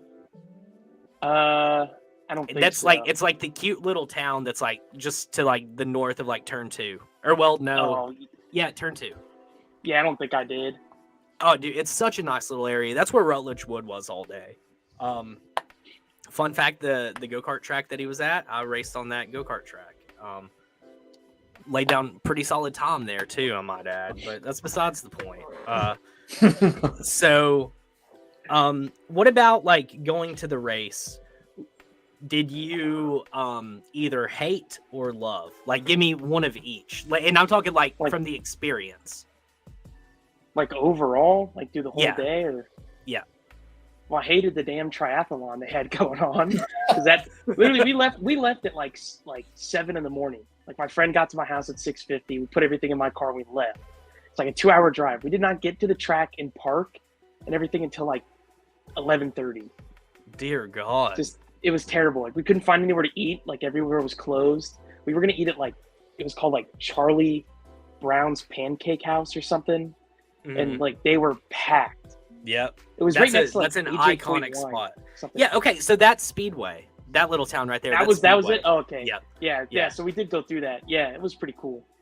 During the Indy 500 weekend, if you go there on Saturday mornings, all of the Indy guys go and eat there, and like you can watch them. Like the place is like shut down for them, and like you could sit outside and like get autographs and stuff. That's pretty sweet. Yeah. But yeah, that town closes down so early. That I went to the Indy 500 last year, and we camped in like the Indy campgrounds. So like we were in that little town all the time. It's super cool, but everything's really expensive and closes at like 6. So fun fact. Now what was your favorite thing? Honestly, everything else I can't really pick. Like it was an amazing experience just going for like basically the first time. I mean, it was loud. They had food was good. Track was cool. Everybody was nice. Like I was honestly surprised by you just like getting out of my car. I had that that picture of Brad's head on a goat, and I was like, "What are we gonna do with this?" And a bunch of people just kept walking over and saying, "Dude, I love that." Oh, I bet they didn't understand it, but they're like, "I get it. That's so great." You know? But I got it right here. You know? Dude, this is awesome. I respect that so much. That's something that I would do. I respect that. Yeah. I just put it in like my windshield, like inside my car. I just leave it there. I'm sure people saw it. Can I just say that would go so hard on a shirt? Oh my God. That would be I made a shirt, I just have to order it for myself. It's that image that says like Goatlowski Gang or something on it. I could probably like straight up make it like a cartoon version of that. And maybe send you the artwork. All right. That would be sick. That would be cool. Absolutely sick. I'll probably have to avoid sponsors, but I can make it happen. So just real quick, where did it come like into your mind that like I need to print this out like 24 by 24? What's it? No, that's bigger than that. That's like 36 by 36. No, it's 24 by 24. Oh, is it? Yeah, because that's what I asked the girl at Office Depot. I said, like, I get it 2 feet by 2 feet, and she was like, Yeah, walk me through this whole process. Start from the beginning there. I gotta hear this. I started making those like Goatlowski memes because I wanted to make fun of Parv with that one image. Will you show it one more time? What? Oh yeah.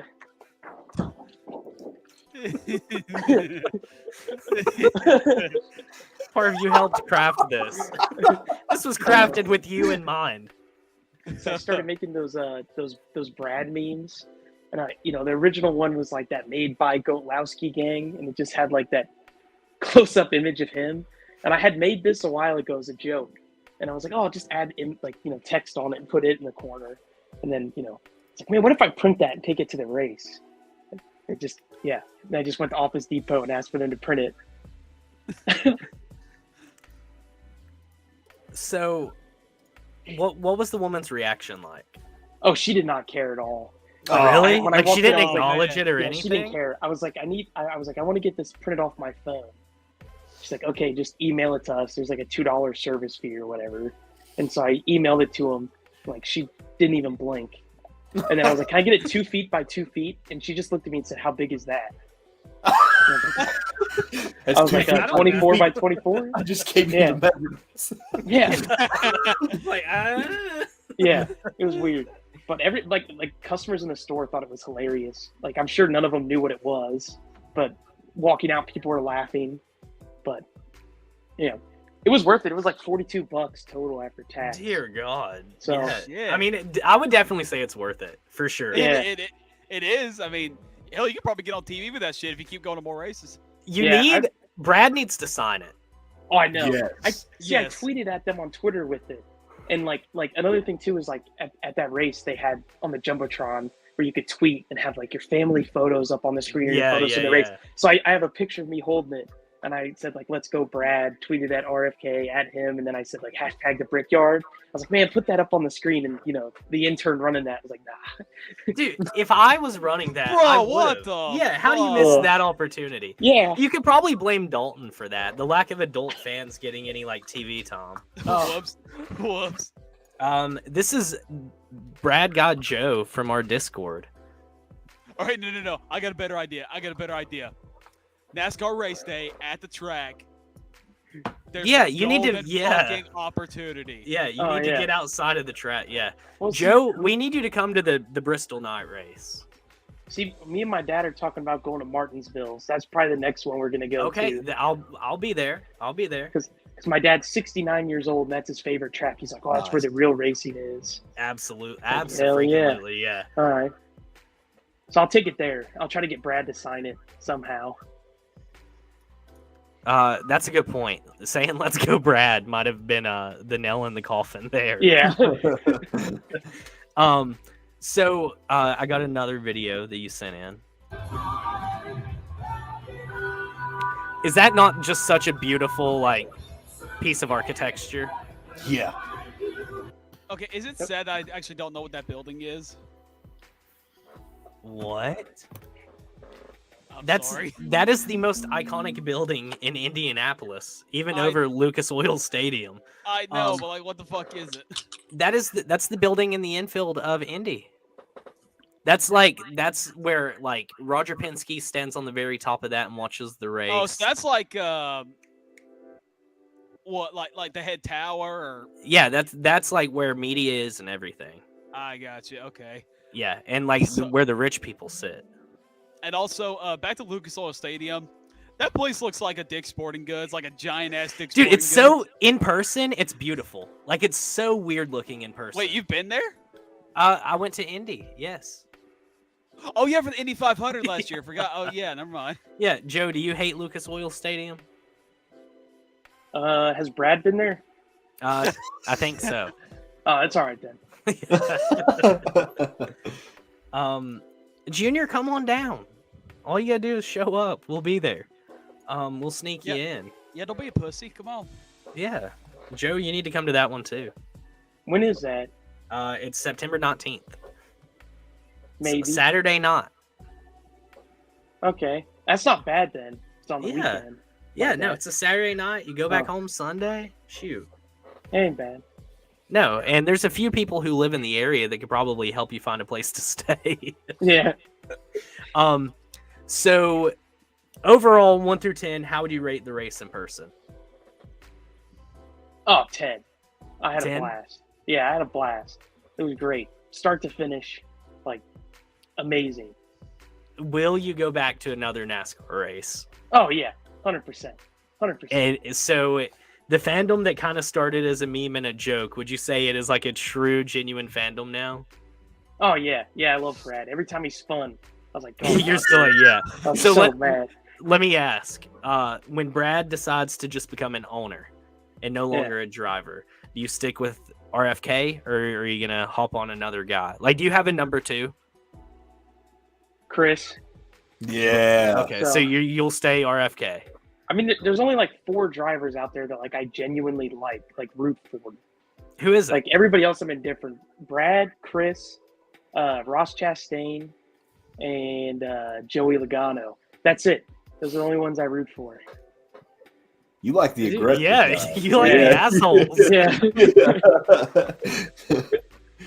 Where are you at on Kyle Busch? I like him. I don't necessarily root for him, but he's funny. Thank you. Like, he's definitely funny. I really fucking hated people like you back in 2010. I'll say that. Okay, you've named 5 people that you like. Who's your 5 most disliked? Like starting from the one I hate the least to the one I hate the most. Okay, there is one he hates the most. Tough. That's what I'm getting to. That's tough. Probably all 5 spots are like Chase Elliott. They're just all 5. Like, I don't know. I can't pick anybody else. I mean, I don't really like dislike anybody out there. I just hate seeing Chase Elliott win all the time. and like going to the race, everybody around me was a Chase Elliott fan, and it was like he'd go by and they'd all wave at him. It's like he can't see you. Why are you waving? Like, it was so weird. Like dude, it was so weird. There was like a 60-year-old man in front of us with his wife, and he had like a Chase Elliott hat. And every time Chase would go by in the last stage, he like walked to the end of the like seats where we were, and then he'd like follow his car down. It's like, oh my god. And he kept looking at his wife. Dude, I love watching those people. Oh, it was so weird. That was honestly that was our whole group at Bristol though. Alex told me a funny story about a Chase Elliott fan, by the way, at Nashville. It was like when the last caution came out and everybody like pitted. He said there was a Chase Elliott fan that like walked 8 rows down to like his seat, and he kept like tapping on his shoulder and like pointing at Chase like every time he went by. And my friend Alex was like, "Yeah, there's pit stops. Like, what the fuck?" And then he kept tapping him over and over and over again. I'm like, dude, I see you. Like, what the fuck do you want? And then after he won, he kept pointing at him, and I'm like, can you like fuck off? That's the way it goes. Yeah, Chase Elliott fans, man, they on some shit. Joe, I wish you could have been in the stands for Junior if you think Chase fans are wild. Yeah, I think I would have hated it because the dude when they did the driver intros and Chase came out, like half the stands were like screaming, dude. Like water started dripping from up above. It was. Oh, I bet. Yeah. It was gross, man. Everybody's pissing themselves. Yeah.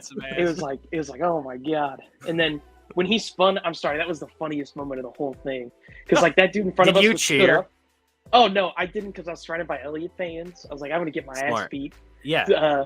But they're like, when he spun, that old dude in front of us just sat back down, and on the last lap, him and his wife left. They just walked out. It was pretty funny, and like every time Brad would spin, like the people around me would just like side eye me.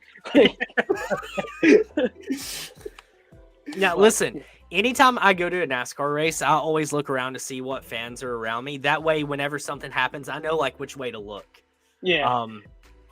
Fan reactions are the best in the world. I mean, I wish that we could highlight them more. Dalton had to ruin it for everybody, but man, back in the day, I was on fucking TV.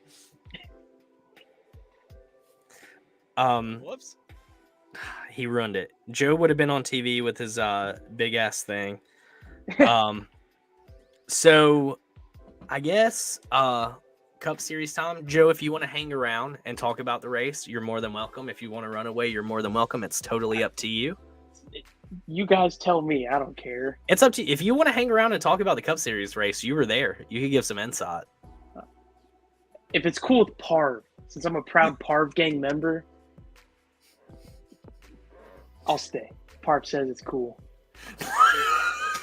I'm watching his reaction. Oh, he's vibing. He's vibing. You're lucky I love this song, Joe. You can stay.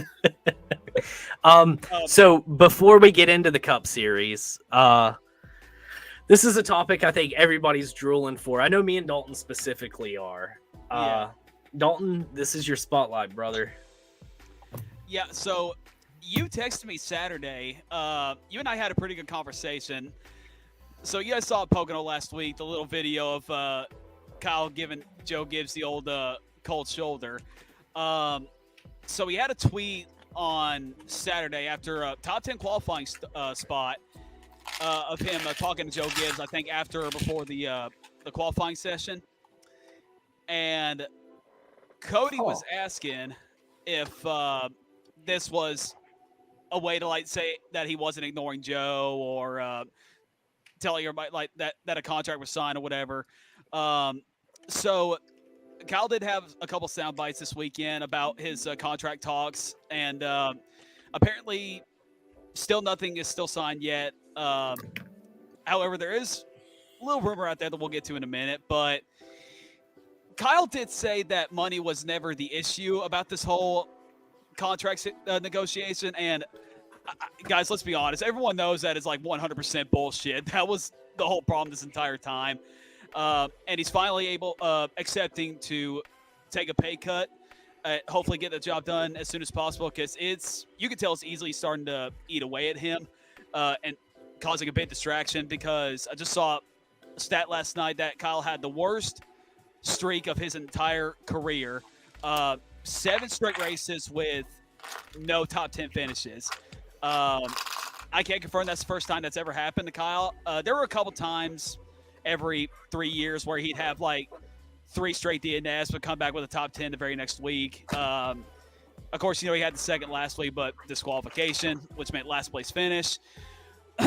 And now there's apparently talks about maybe joining Stewart-Haas Racing. Kevin Harvick had a interesting interview saying he would not have a problem with Kyle being a teammate for SHR, thinking that him and Kyle being together and having like 2 of the best drivers in the sport would make like a dangerous team. And that's where Cody and I had like a long conversation about that. So, Cody, you actually dropped some interesting facts about how sponsorship works, how like tracks make their money. I feel like, do you still have those texts? Yeah. Let me scroll to it if I can find you.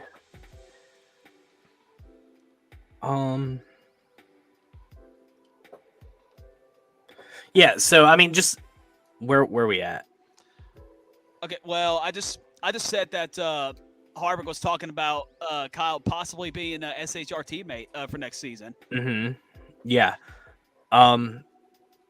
And so with that, I think that's possible because Cole Custer is not like promised to that rod. No. I understand that Cole Custer's dad is the president of Stewart-Haas. That's fine. But we're also talking about Tony Stewart here. Tony Stewart is not going to let somebody just sit in his car just because they got some money. Yeah.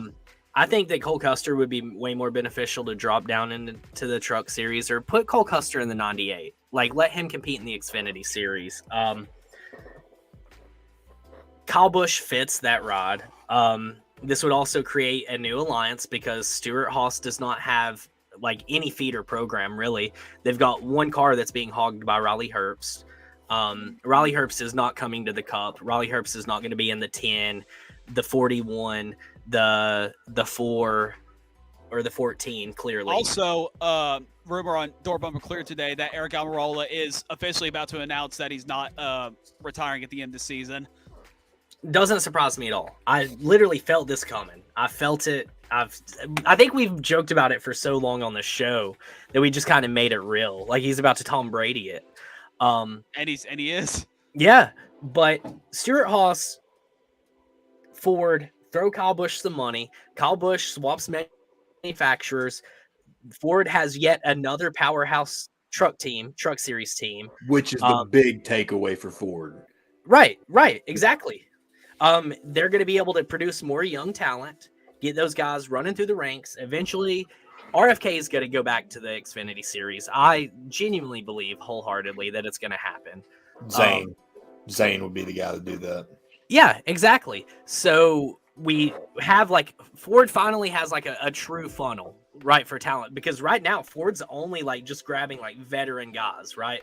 Yeah. They're just cycling around these veteran guys. It just makes sense that KBM could become a Ford team. And then eventually maybe KBM moves up and like we have like KBM SHR in the Xfinity series sort of thing.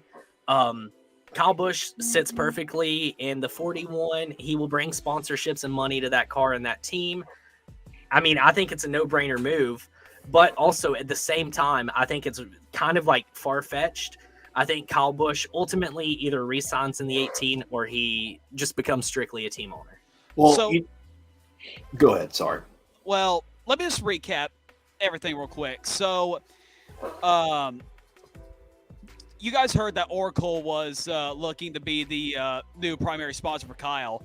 I'm actually glad that did not happen because there was a report saying that Oracle was going to take $1 billion pay cut to become a NASCAR sponsor, which would cause layoffs of 1,000 employees. Really a dick move. Yeah. Like, and everyone knows layoffs are horrible. I mean, I've been through a layoff before, like 3 weeks after I got the job, and it wasn't fucking fun. So it's really not worth losing a job over. And I think Kyle's goal is that he does want to re-sign with Joe Gibbs, but it's really not a surprise that he is talking to other teams. I mean, because like you said, we're playing musical chairs right now. When the music stops and he doesn't have a ride, he's fucked. So, I mean, he has every right to be talking to other teams. And, of course, if he does have to move, worst-case scenario, Stewart-Haas is the best place to go. But, Cody, let me ask you this. You're pretty smart about when it comes to stuff like this, and you and I had it in our little text. What would the process – if Kyle Busch were to move to Ford, like for Stewart-Haas, and, of course, that would mean he'd have to do the same to his Truck Series team. And because, of course, he has to think about the employees there as well. So how would that work? Like, would that be a lot more difficult to transfer from Toyota to Ford, or just how would that work?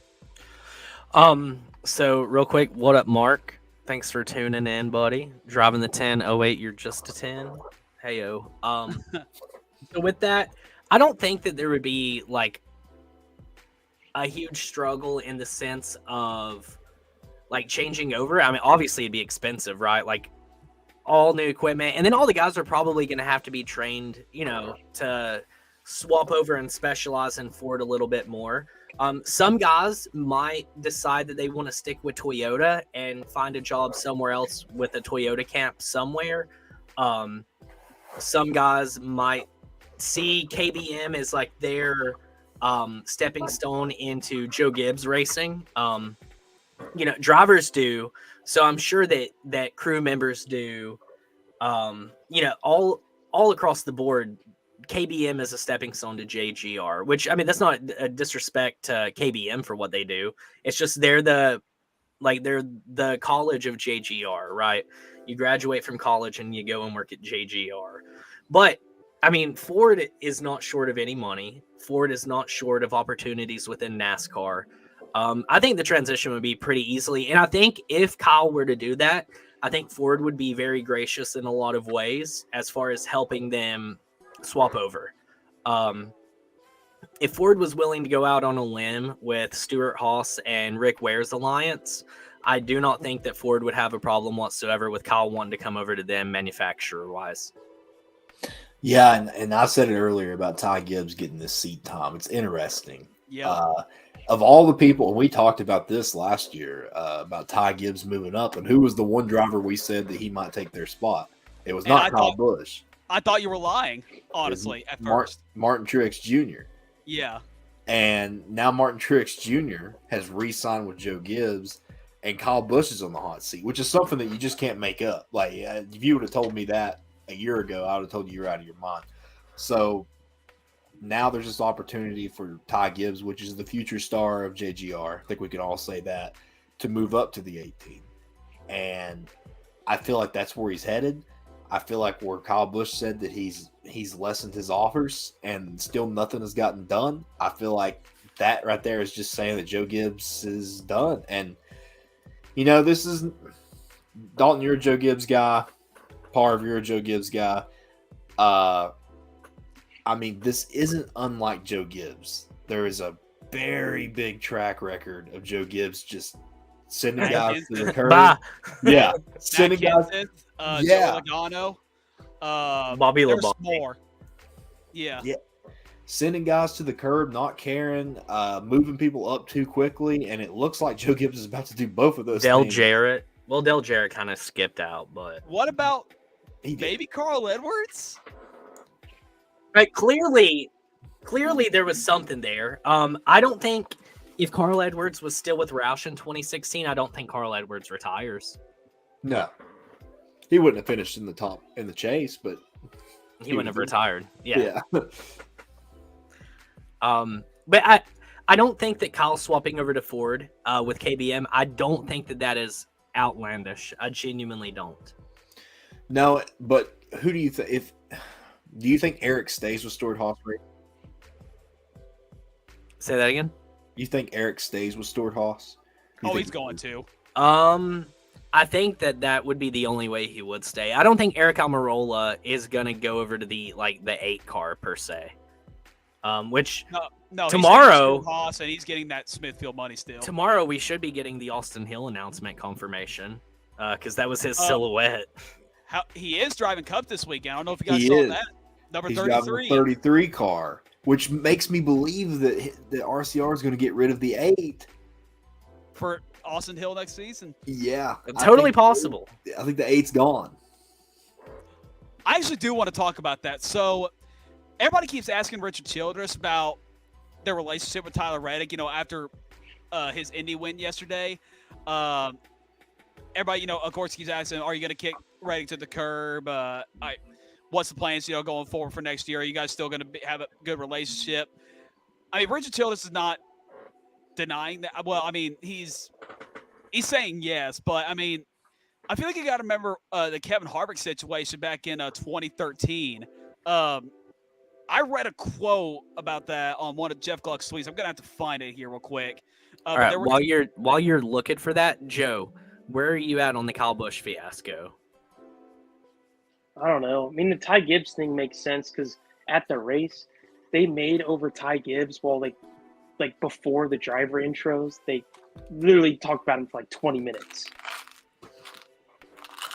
So it's not coincidental, right? Yeah, like what you're thinking. Not anymore. He's going to be there sometime soon because they loved him there, and everybody was cheering for him too. Like, who cares?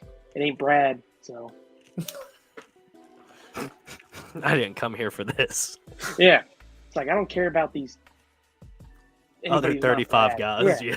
It's like, oh, driver intros. I don't care. And Brad came on. I was the only guy cheering, dude. You were probably like right there at him too, weren't you? We were pretty close. Like you could see him. Like he could hear you. Yeah, I tried to get him to see me because I kept waving, and he didn't look over. Like he's in the zone. He can't see you waving. Remember? Oh yeah. Well, I mean, like when they're going around in the trucks. Oh like, they did the thing where they load them up. You should have flashed him. He would have saw that. Oh yeah. Security would tackle you and take you out. Please be 18. Okay, I got it here. So here was like an old quote from when Harvick's RCR contract expiration rumors were going around. RCO owner Richard Childress is obviously irritated by the report. Quote, I've got a contract for 2013, and this is 2012, Childress said. I'm not talking to you about nothing regarding that. And someone asked if Kevin Harvick has told him he will not drive for RCR beyond 2013. Richard Childress said, you need to go talk to them people. Don't talk to me about it. Eerily similar, right? And then Richard Childress said that the Harvick situation was different than this one on Sunday. Like, he kind of like painted it that Kevin Harvick handled it better than Tyler Reddick's handled it. I mean, Kevin kind of left with like big dick energy talking shit about his grandson. Oh, yeah, he's like, that's exactly why I'm leaving, too. He literally said that. Yeah. So, I mean, one of his fucking crew members threw a fucking sledgehammer at him while he was walking down pit road. I need to find. Yeah, I want to find this. I want to relive this real quick. Oh, please. Yeah. Y'all made that joke last year about Ty replacing Kyle. I thought y'all were full of shit, but starting to become realistic. I hope Kyle can just get a deal somewhere. I don't give a fuck where it is anymore. Just have it done before the playoffs start. Because like I said, it's been a distraction. No. It's been a distraction to him. And if this continues like when the playoffs start, Kyle's not going to go far. So just get something fucking done. I'm done waiting. I feel Joe, I have one quick question. If Kyle Busch goes to the 6, what do you do? Root for wherever Brad goes. Brad's at Joe Gibbs. I'm at Joe Gibbs. Well, what if Brad runs for Joe Gibbs while owning RFK? He's Brad for life, dude. I mean, Earnhardt did it. Earnhardt did it with Richard Childress and DEI. So. That is true. Well, okay. I feel like if Kyle goes to Stuart Haas, he would have to go to the 41 car. Because how interesting would that be? Kurt Busch and Kyle Busch would have driven that car. I bet it gets renumbered. You think it'll get renumbered? 51. And Stuart. Oh, well, they do have that connection. Rick Ware. Yeah, they could grab that number. Ratty Burns, 51. Make it fucking happen. Let's go. That would be fun, honestly. But I definitely think it would be renumbered for sure. Like, go back to that comment. Go back to that comment real quick. Kevin Harvick fucking did it in 2014. It could happen again easily. That's true. Yeah, this is like eerily like similar situations. Three just dumped me. Exactly the reason why I'm leaving RCR, because you got those kids coming up and they got no respect for what they do in this sport, and they've had everything fed to them with a spoon. So I'm slack all day, and he just dive bombs me in there, dumps me. So just got to thank all these Anderson syrup guys. Everything that they do, it's a shame you got to get taken out by some rich kid like that. He just immediately is like, thanks to Anderson syrup. And I just kept diving the inside, and as you can see there, I was low, and he kept. Please show the crew ever throw that hammer, please, please, please. In the race, and I gave him a tap, and he got sideways. Then he hit the brakes to try and brake check me in the middle of the corner, and the 88 hit me and just finished him off. I can't believe that kind of happened. That stunk, the wreck part. But to tear a truck up after the race and totally take us out of the race, and then not to stick around after the race to walk off. Not even want to say anything to me. I'm sure he's tweeting something now about it. Those fucking hammer at him. Makes me after him a little disappointed in the things that just went down. I used to look up to that guy, but I guess he doesn't understand the circumstances of what's going on. I understand it's tough racing down there in 1 and 2. At Martinsville, we wrecked, but to tear a truck up after the race and act like a punk on the track and on pit road and stop my pit road on my pit stall when my guys were coming out. That was pretty ridiculous, and not happy with him. And for him to not even stick around, that's pretty sad too. I love it how he said that Harvick didn't understand. You're talking about just a total veteran, like even at this point in his career, and like Harvick doesn't understand. I'm 12 years old. Yeah. Dude, I miss that Harvick. I miss Happy so much. I honestly do too. Like, he had kids and became like a dad. Literally the same thing that Brad has done. Yep. Same thing that Kyle has done too. Yep. It's like these guys, they have kids and they get soft. Yep. Which I mean, clearly that shows that they're good dads. But yeah, like no disrespect in that regard. Yeah, like good for you for being a great dad. But could you imagine Happy as a dad? Oh man, his kid spills like some applesauce. He's like, it's exactly what the problem is right there. You don't know how to eat. Yeah, he like breaks. He jumps on their toys right in front of them. This right here is why I'm divorcing your mom.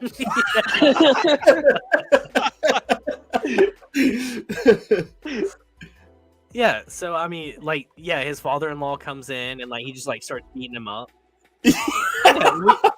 We need to do just the blah blah blah driver anger temperament. Fights compilation. Dude, yeah, I love those. We need to just watch like a Kevin Harvick win one episode. Oh, that's gonna be like 2 hours of fun. I know, yeah, like old that's a whole Harvick, LTC man. episode right there. Yeah. That is true. We did get a little bit of Happy yesterday. He asked who wrecked him, and they were like, "We don't know it." And he was like, "It was like 5 of them." And he's like, "Well, give me all 5 of their names, so I'll go and wreck them all." Harvick has been a gem on the radio this year. He called his crew fucking wankers. He's like a bunch of fucking wankers. And that's honestly one of the greatest insults in the world. Yeah. The Don't British, look up the definition, by the way. Yeah, well, that's the American term. The British haven't really like achieved a lot, but one thing that they did right was create the slur wanker.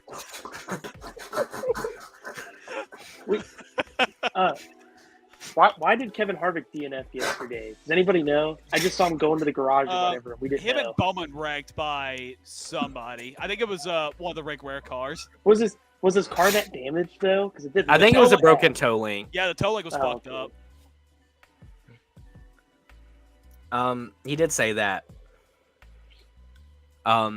Which I think is an interesting take. Personally, watching it on TV, last season, I was like, this race is kind of mid. This year's race was just fun to watch because it was just so chaotic. Like it was comedic. I expected a lot worse. Like, because outside of Coda, the road courses I thought have been mid this year. And I thought Kyle was in for another top 30, but this is actually pretty good race from the start. Everybody was like drunk as fuck at the start of it, and strategies are actually pretty interesting too. As much as I hate stage racing on road courses, Blaney had an interesting strategy about not taking tires. Christopher Bell had an interesting strategy too. Wasn't bad. This might be a fun way we could try something new this week. Maybe a little bit of reacting to the highlights. Great restart. Ooh, I like this. On your screen, Tyler Reddick, way clear. Looking through the middle. Turn one was insane. Dude. Just insane. Every single restart. Dude, it's insane on NASCAR Heat 5. Yeah. If you've ever played NASCAR Heat, you know how rough this corner is. Poor Justin Haley off the bat, man. I'm always getting penalized. Briscoe looked so strong at the beginning, and then for whatever reason, he just falls off. Well, I think it was that pit strategy they ended up on. Wasn't Ty Gibbs like at the top in the top 10 at one point? The race. He was, yeah, but I think that was through pit strategy. Denny was everywhere. He was drunk as fuck at the start of this race. Him and Brad both had the same exact race. Denny had too much Heineken before the race. Yeah, he has. Or that Pocono champagne before he gave it the chase. Dude, people would die if we had a concrete barrier right there on turn one. I feel like you two after everybody that fucking cut it yesterday.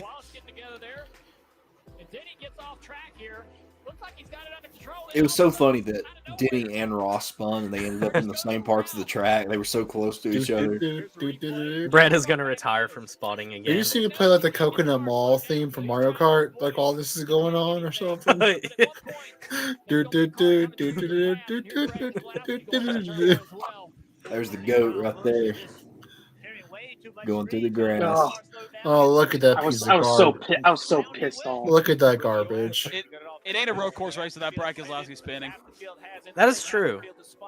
There's a few things in life that are guaranteed and absolute. Death, taxes, and Brad spinning out at a road course. Hey, it's Todd Gillen in the top 10. I bet we won't see him anymore in the top 10 Road this race. Motorsports was fucking good this week. And it just got fucking disqualified too. From Pocono last week. I bet we're not going to see Todd Gillen in the top 10 anymore this race. Oh, yeah.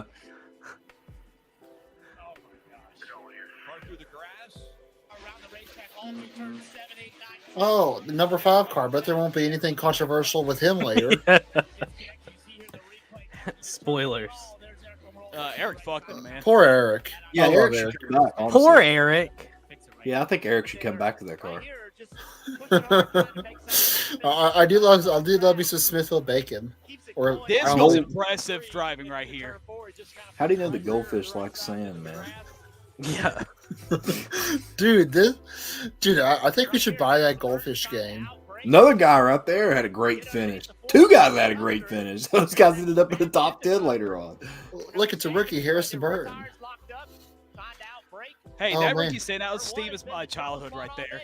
You remember those commercials? Yeah. Oh, Chad look, Berger one good time. Oh man, Christopher Bale. I bet nothing controversial will happen to him later in the race. I'm not sure what could have led to this. This is the. I think this is the pinnacle. I've never seen such a hard hit.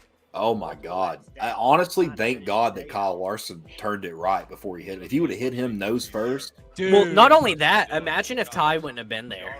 oh yeah, I know. That's what me and Dad was talking about. Where would he have landed? Through the access lane. That's I like where he how would have landed. I loved how he went up to talk to him about it, like right at the end of, like immediately. God, Joe, could you hear that from the stands?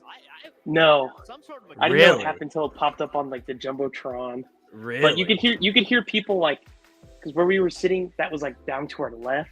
You could hear people down there yelling and screaming, and you could also hear cheering. So like, oh, something happened. Yeah. So Who cheers at a moment like that? Holy shit! A lot of people. Oh, dude, so many people cheered when Brad spun, like right above us. I was like, if I sat up there, I'd get kicked out. So I heard it say, I have a pedal, which If Ty Dillon wasn't there, that would have been another Jimmy Johnson Watkins Glen. Yeah. Something that seems to make sense. And to your point, that is why he went over to talk to Ty Dillon. I'd say we're lucky Gosh, that rip the wasn't whole worse than it was. I mean, window off too. Jesus. That was huge. I agree, Jeff. That's a big impact. He probably would have hit that damn pace car sitting there too. I mean, the speeds that they're getting going into turn one. So I think this is a very good talking point here. It kind of goes back to what we said earlier. The safety of these cars, I can't imagine how hard that hit felt, in the car. Guys are saying that they're feeling the hits a lot harder, but if that would have happened 10 years ago, I don't even want to think about what the outcome could have been, right? Yeah. Also, something really important to note. After that wreck, Cliff Daniels immediately came on the radio and said, "Tell NASCAR to help us get that back to the hauler as soon as possible." And so look at it. Yeah, so they did. And Bob Pockris tweeted today that he checked with Hendrick Motorsports and they did not see any sign of brake failure in the Larson car. And they also did not see any mechanical failure of any kind. What? Because someone said, was the throttle stuck? And Bob said they didn't see any mechanical failures. What? Now, the crazy thing is, there's a lot of guys out there where I could have been like, well, maybe they just fucked up. I know for a fact that Kyle Larson did not fuck up. No. Yeah. That just is not going to happen. Not in this way. No shot. Well, I mean, there wasn't even any tire smoke where he was trying to hit the brakes. If you're hitting the brakes at that speed, it's going to slide. Yeah, Kyle said he had brake pedal. Mark said. So, and he even declined an interview to go look at it. Yeah, he wanted to figure out what the hell was happening before he said anything. Right. So I mean, that's literally terrifying, right? People throughout history have been in car wrecks and they're like, oh, my brakes just didn't work. And it's like, well, your brakes are working now. Or my throttle was stuck. It's like, well, it's not stuck anymore. Is this one of those cases where it's like, was this just a freak accident where just something went wrong and there's no root cause? And if so, that is absolutely terrifying. Yeah, because they gotta race these cars at high speeds. And what if that happened at Pocono through the triangle? Oh my god! You know what if that happened at Coda at that straightaway where they hit 180 miles per hour? Yes, exactly. I mean, that is bad.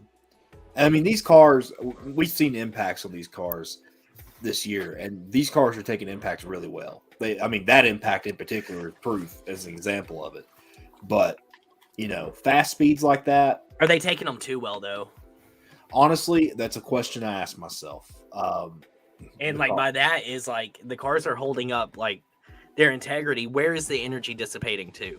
Well, that's the thing, and cars are holding up, but at the same time, all of us are fans. We've been watching NASCAR for a long time. When cars used to hit the wall really hard, you could tell it on the Gen 6. You could tell on a Gen 6 car how hard that impact was. Now, if you watch NASCAR, if you hadn't watched NASCAR in a long time, and they hit the wall, you might not be able to tell that was a hard hit. I can. Cody can. Dalton can. Parv can. Joe probably can. We can tell that's a hard hit. But these cars are so sturdy that even when they hit hard now, even there, if his door wasn't ripped up like that, that still doesn't look all that bad. So, yeah, I totally agree. Where is the energy dissipating? Is it dissipating to the driver? I think probably. These guys are getting beat up. A lot of guys are talking about how much this car is hurting when they get hit. So, I don't want us to start sleeping on the fact that it's impossible to be hurt in NASCAR. And I think these cars were touted to be so safe that maybe early on drivers were more willing to push them a little bit farther than they should have. Yeah. And the same way that like when a younger guy wrecks kind of hard, I think it's a good thing for them to go on and learn that respect for what could happen. We've talked about this on the show many times. The younger guys don't have the same amount of respect that older guys do because the younger guys have been raised in a very safe vehicle, right? Yeah. I mean, look at, like, compare and contrast Kevin Harvick to Noah Gragson. Kevin Harvick is never going to wreck a guy at a super speedway on a front stretch 100% intentionally, right? Because there's a clear risk. Harvick's been hit and dinged up throughout his career. Brad's been hit and dinged up throughout his career. I mean, Harvick kind of did in 2015, but go on. Right, yeah, but okay, Harvick, thanks Dalton for killing my fucking example here. Most of the guys are not going to just straight hook somebody on a front stretch of the super speedway going 190 miles per hour, but a younger guy is more likely to, right? So with these cars, maybe it is a good thing that these hits are a little bit more rattling and will maybe get a little bit more respect on the racetrack. That's the point I'm trying to get at. I could agree with that. I mean, look at Formula One. Everybody over in Formula One, except for Max Verstappen, races with the mentality that, like, yeah, if I don't let this guy around me, we're going to die in this corner. Yeah. Right. And same thing with Indy. Somebody's going to take and somebody's got to give, or else it's going to be bad. Right. Yeah. And in Formula One, they race with that respect most of the time. Indy, they race with that respect most of the time. And in NASCAR, our stock cars are so just like, they're tanks, right? You're more willing to probably like push someone into the wall or go into a corner a little bit hotter than you would normally. Yeah, that's just the whole thing with this composite body. I mean, you look at the Xfinity, they've been racing like this for a few years now with that body. And now these Cup Series drivers have it. Oh. That's, yeah. Yeah, but if I'm not mistaken, I think the chassis in the Cup, like this, yeah. Yeah. So, I mean, we'll see. Time will only tell. I am no safety engineer by any means. I'm simply just a guy who sits on the couch and watches NASCAR. But, I mean, I do think that, like, the safety of these cars is being taken for granted.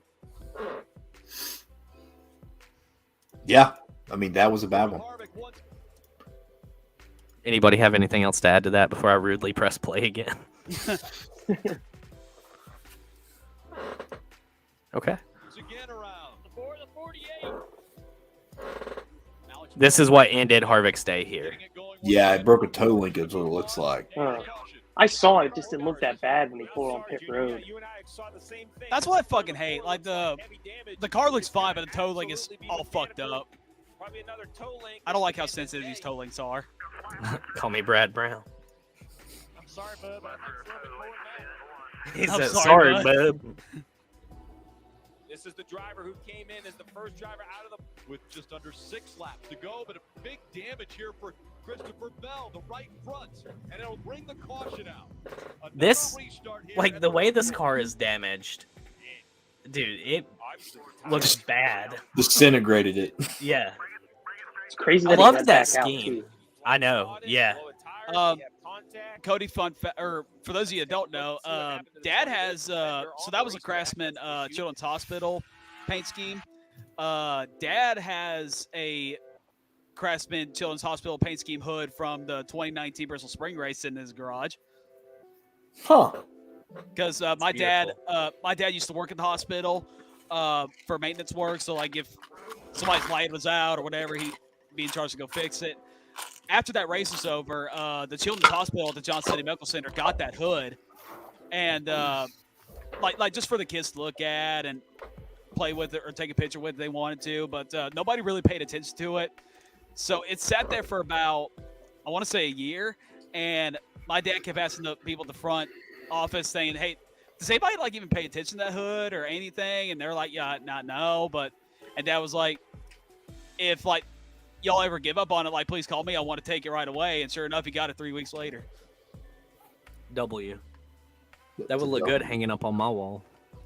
I mean, yeah, I'd love to get sheet metal for free because you know how expensive that shit is? Oh, yeah, dude. It's ridiculous. The trade economy for that is absolutely cruel. Like, I want a Kyle Busch hood so bad, but it's so damn expensive. For a Kyle Busch hood, you'd have to pay right at $1,000, I'm sure. Yeah.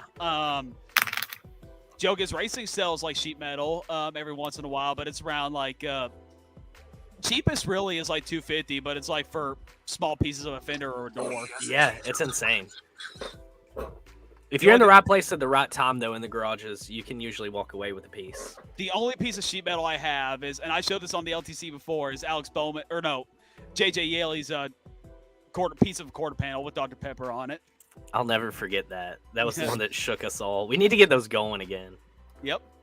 So right here, this is from 11 to 12, heavy braking. Jeff, you talk about how awkward the braking is. Oh, misses the corner. And then, boom. Oh, yeah, that fender's right in the middle of the front. I think that's the first time I've ever seen like a flat tire destroy a fender this season with the Gen 7. That is the first one this year, I think. Dude, I knew right here that this was just... Yeah, it's chaos. Okay, Watch Joey Logano.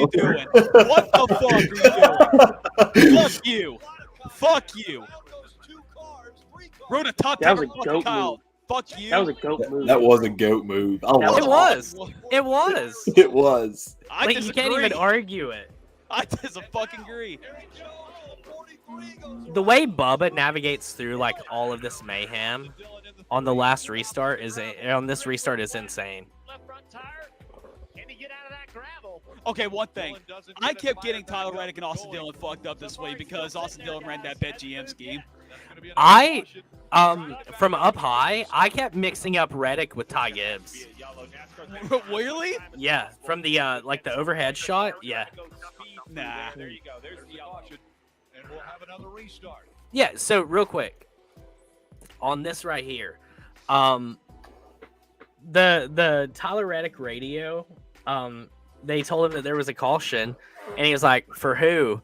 And the spotter was like, "The fucking 3 is stuck in the sand."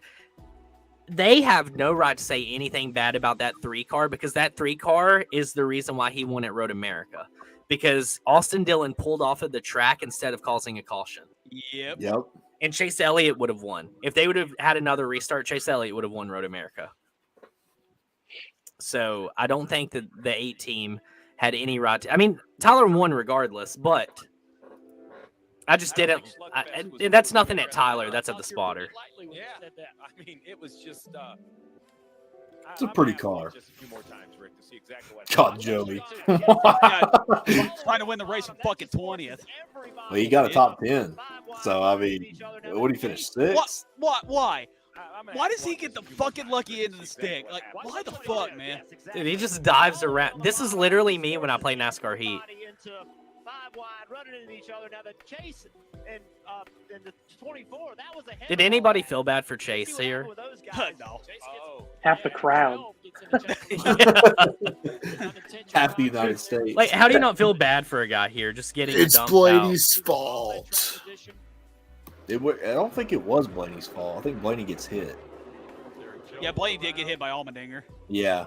And then Blaney proceeds to wreck Suarez for the same reason. Not only that, Allmendinger like fucking shoved him like 50 yards. Oh, wait, who is that? 24. That's Byron. Willie. Yeah, Byron's the one that caused that. I remember seeing it then. There goes Byron. Oh, it didn't even show the restart? Dude, the NASCAR highlights have sucked because of that reason. They missed some key shit. Let me see. I feel like you gotta go to a better, like a longer highlight video. If you did Fox, that was a major mistake. That was NBC, right? Oh, it was? Oh. Oh, here we go. Thank you. Thank you. All right, Suarez. Okay, right there's contact with Suarez and Blaney. Aggressive Chastain just rolls through. And all still just falls. Okay, so it was Cindric. It was Cindric. Cindric did. There was contact between Blaney and Suarez on the straightaway, right here. There. Yeah. Now Cindric hits Suarez right here and knocks him into Blaney. Now Blaney thinks that Suarez hit him twice. Then he gets turned. Yeah, and look, Digger's is fucking shoving him like 25 yards. Dude, he's like, I'm about to pass out. I don't care anymore. This right here was insane. Oh, dude, I know. That was I wanted him to beautiful. win so bad. I wanted him to win so bad. I just want to watch that again. The way he runs these S's. I want to say this after this. I want to say something. Okay, if I was in Tyler Reddick's shoes and I saw Ross absolutely cut the corner, if I saw Ross absolutely cut the corner and he passed me like that, I really would have spun him. Honestly. Well, he didn't cut anything there. I know, but like he cut the corner and he was battling for the lead. Yeah. And you're going to get penalized anyway. So honestly, if I know Reddick's not that kind of guy, but I would have spun him. Tyler Reddick continues to fight him. Is this legal for the one to be up here racing right now? No. NASCAR's trying to figure that out themselves. Yeah, why did it take NASCAR like a long ass time to? I would rather them take time. Because, I mean, regardless, if the race ends here and then they realize that he cuts, Tyler Reddick wins. So I would rather them take their time and make sure that they make the right call here. I do want to say this too. You'll probably see it on the next lap, but I mean, Tyler Reddick had that one, but I feel like Ross kind of ruined that for Austin Cinder because he would not let Cinder get around him. Yeah, he definitely held Cindric up a bit. If Ross would have wrecked Tyler, absolutely. Which I don't think he would have, though, just because he knew he was in the wrong. Yeah, see, he blocks him. Reddick slows through one. He's clean. Doesn't give. It would have been hilarious if Ross would have took it a second time. Took the accident twice, just flew through there again. This is literally like this was like Robbie Gordon from Montreal that one year. I don't know if y'all remember that. I know exactly what you're talking about. Shout out to Robbie Gordon, one of the best drivers ever. Oh, that shit was wild. Yeah, he one of the best drivers ever. Ross definitely held up Cindric. Cindric probably would have had a chance. I think so too. At least a shot. But Reddick, his road racing success is really up. I mean, I remember when Reddick first came into the Cup Series and he went to road races and it was awful. And he's won 2 of them this year. The last 2. Yeah, well, Chevrolet's won every road course this year. Mm-hmm. So Chevy's got 13 wins on the season. Yeah, they definitely come out swinging. Chevrolet's done a great job with their programs. And I think after Daytona, I think we said that Chevy was the third best. Yeah, I think we did. It's the super speedways. They really surprised me. It's like Chevy #1 and Toyota and Ford are just tied. Yeah, they're just tied. The USA 3 is in fact 2 for 2. When I saw that scheme was running again, I knew he was going to win. Oh yeah, I mean him getting the pole. Something interesting: Xfinity and Cup, the pole won both days. And I'm pretty damn sure that was the same car, like the exact same car he ran at Road America too. I'm sure it was. And I'm gonna say another thing that's gonna piss a lot of people off, but make room, Chase Elliott. There's a new road course king. Ballsy. I don't hate it. It's hard to argue. One more video. Go ahead, Parv. Parv, you muted. I mean, there's other people you could say that are road course kings. There's debate for that. Jacob, where are you at on that statement?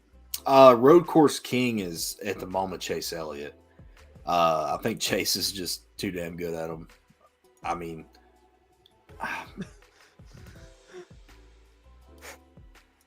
no. Joe, do you agree that Tyler Reddick's the new road course king? No. Who is? Brad. Oh, okay. It's Brad. It's Brad all day. That's all. Places you could race here. You were looking for a spot there at the end. What were you thinking? What do you mean, where? Taking the access road there and What do you? getting off course there. Okay, hold on. Listen to the way that he frames this question, though. Ross hates NBC for a reason. All the places you can race here. You were looking for a spot there at the end. What were you thinking?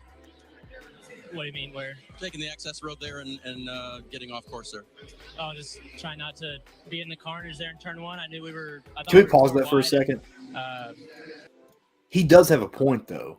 That was insane carnage. I mean, where could he have went? He saved his car. I agree. I do wholeheartedly agree. I don't think that he should have been in contention to win, but I don't think that he should be vilified for what he did. He saved his car.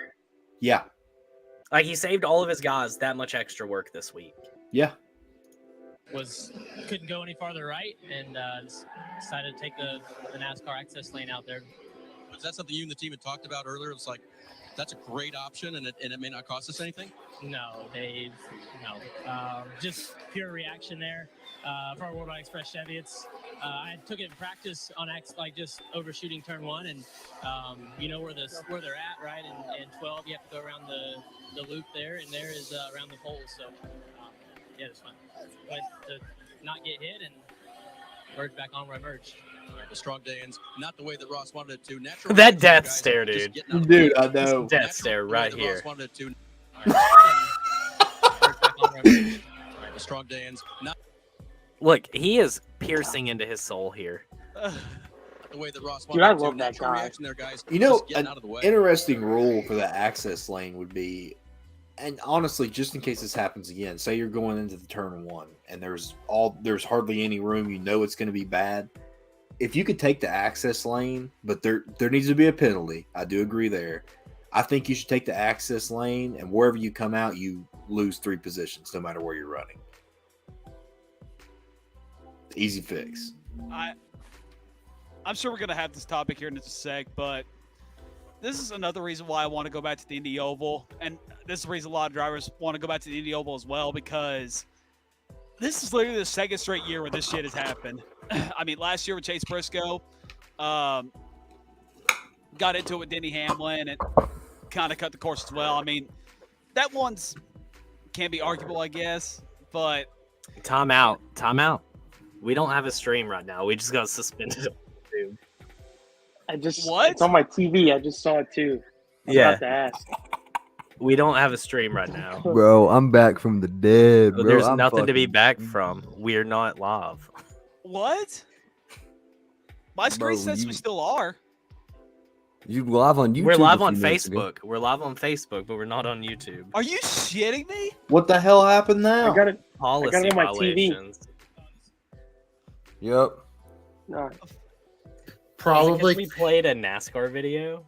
Probably, yeah. Fuck. Damn, was bro. quick. That was quick. That's a copyright strike, probably. Well, we're not monetized. That's the funny thing. Fucked her, bud. Damn. Get wrecked. Yeah, I mean, we're still on Facebook. What's up, Facebook crowd? Son of a bitch. Hey, Facebook, dude, it blows. Oh, YouTube's back. It's back. Yeah, I have it on my TV. We're back. Oh. Huh. Let's just hang out for a second. That and was see. odd. I wonder if we're just not allowed to play NBC clips anymore. I don't know, bro. That was weird. Yeah. Fox didn't have a problem. Well, it's Fox, so. Yeah, NBC caught us in 4K. Yeah, y'all Okay, motherfuckers we're got back. busted. We're back. Yeah. Sorry. Sorry, NBC.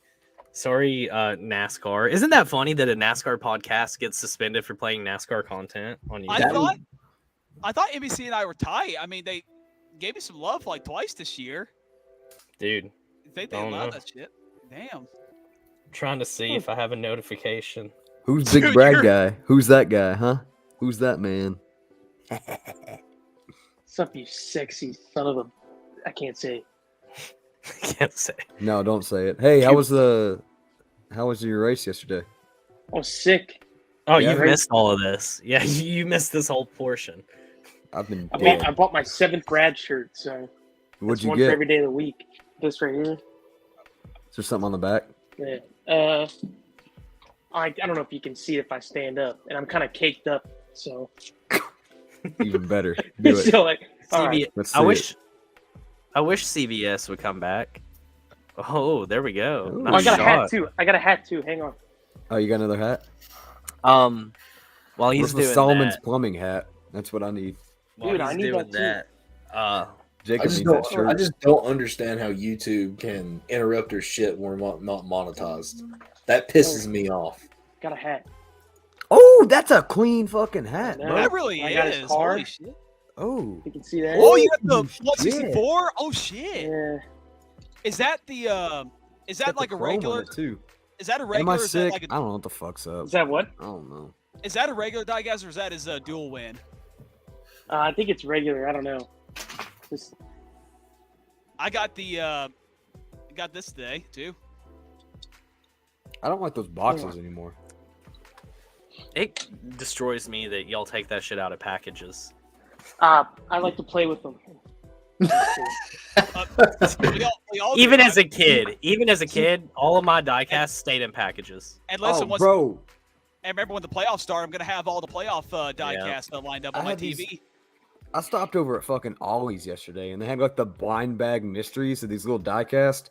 Bro, I got an old like Jamie Mack. I had I that got one. a fucking Chase Elliott. At Ollie's? That little Caesar Steve. Oh, dude. man. Ollie's, bro. Yeah, I was like, what the hell? I don't even know what places like sell these like to get because like someone told me to go to Target, and I live in Ohio, and all they have is Oh. Kevin Harvick stuff. It's like Wait, what? just Kevin Harvick like diecast, the little tiny ones. It's like I don't need any of that crap. Well, Harv Daddy. And a truck about cheese, like the truck that's sponsored by like some cheese or something. Jordan Anderson's. Yeah, I Heart like, I don't Mac and know Cheese truck. Who the hell, yeah, it's like what the hell is this? Where's That's the a Brad badass stuff? truck. Okay, yeah, that's actually stupid. Dakota, did you know that? Who's Dakota? Yeah, just, No, I said Cody. You said Dakota. You said Dakota, bro. So Bubba Wallace is Just moves on. or no, I said Dakota. Dakota. Dakota, my favorite, my favorite podcaster. So yeah, Cody. Bubba Wallace's McDonald's 164 diecast is on a fucking glass case. That's stupid. It is. Yeah, that's dumb. Real quick, we do have clarification. Our stream was interrupted because we played copyrighted content. That's so who did funny, it? Dude. Was it YouTube or was it NBC? Yeah, so NBC has it like in the content ID, and YouTube runs that algorithm automatically all the time. So Fox doesn't do it, but NBC does. So no more NBC highlights. We tried and we failed. You tried the first day and it already didn't work. How does that work though? When you go back and watch the stream, is it just going to be gone? They're just going to get rid of that? So is this going to be just like a 2-part on YouTube? No, like No. it just suspended it and it just keeps going. Like the video's still, I mean, it's still on my phone. Oh. Yeah, and so what I can do is like in YouTube, you can edit videos that are already up, so I could just clip it. Yeah. It is whatever. NBC, SMD, if you know what I mean. But yeah, Tyler Reddick wins, second win of the season, second win in a row on a road course, second win of his career. There's only been a handful of drivers that have gotten their first 2 wins within 5 races of one another. So he joined like pretty exclusive company. Kyle Busch was one of those actually. Davey Allison was one. I don't remember the others to name off. But exciting. Some playoff ramifications did happen though. Before we get to that though, I do want to point out Ryan Blaney was in the wrong, 150%. To flame at Daniel Suarez and wreck him out for no good reason really at that point. And then Ryan said that he didn't care who caused it. He's just tired of it. I do love it though. I love that Blaney's getting feisty. I just want him to stay feisty with a head on his shoulders. Yeah. He definitely, I've never seen Blaney retaliate that hard against. I've also never seen Daniel Suarez get mad at Dale Jarrett yesterday. Yeah, and like Dale was wrong. Yes, agreed. And like the people in the comments that were attacking Del Jarrett, that there was this one person who was like, "Don't listen to him, Daniel. He doesn't know what he's talking about." And I'm thinking like, what? That's a NASCAR champion. What are you talking about? Yeah. Get feisty with the right person. Exactly. I just want to know what the fuck Kyle Petty has to do with it. Dude, we've been waiting. Waiting a whole. I would play that, but NBC's probably got it copyrighted. Garen fucking teed. That was the fun. Dude, I remember laying in bed and I was like, "Oh, that's gonna be a good episode." And like I played it in the first 20 minutes. It's just like, what the fuck is happening? Oh, dude, right it was now? incredible. Yeah, Dude, Junior was Junior not and Mike having are it. just no. And that was Blaney the is funniest jealous. fucking part of the show. Blaney is just jealous that his future brother-in-law is better than him. Darn. Yeah, right. What? You're Would actually Willie- gonna disagree with that? Yeah, dude. Willie B is not going to be better than Ron Blaney. No way. I think that's a Ron spicy Blaney is a future champion. Willie B is not. William Byron will never win a championship. Watch him win it this year now. I know. Yeah. I would shit my pants. Blaney doesn't even make the playoffs. Honestly, it's looking like that could be a possibility. What do we got next? What do we got next week? Michigan? Michigan. Yeah, I think that's gonna be Blaney's last real shot at a win to get in situation. Daytona. Well, Daytona is. I mean, it's a shot in the dark. I Yeah, know Daytona's anybody gonna can win. Yeah. I, mean, I know Daytona's gonna be fucking wild, but Ryan Blaney knows how to get around there, and he's a damn good super speedway racer.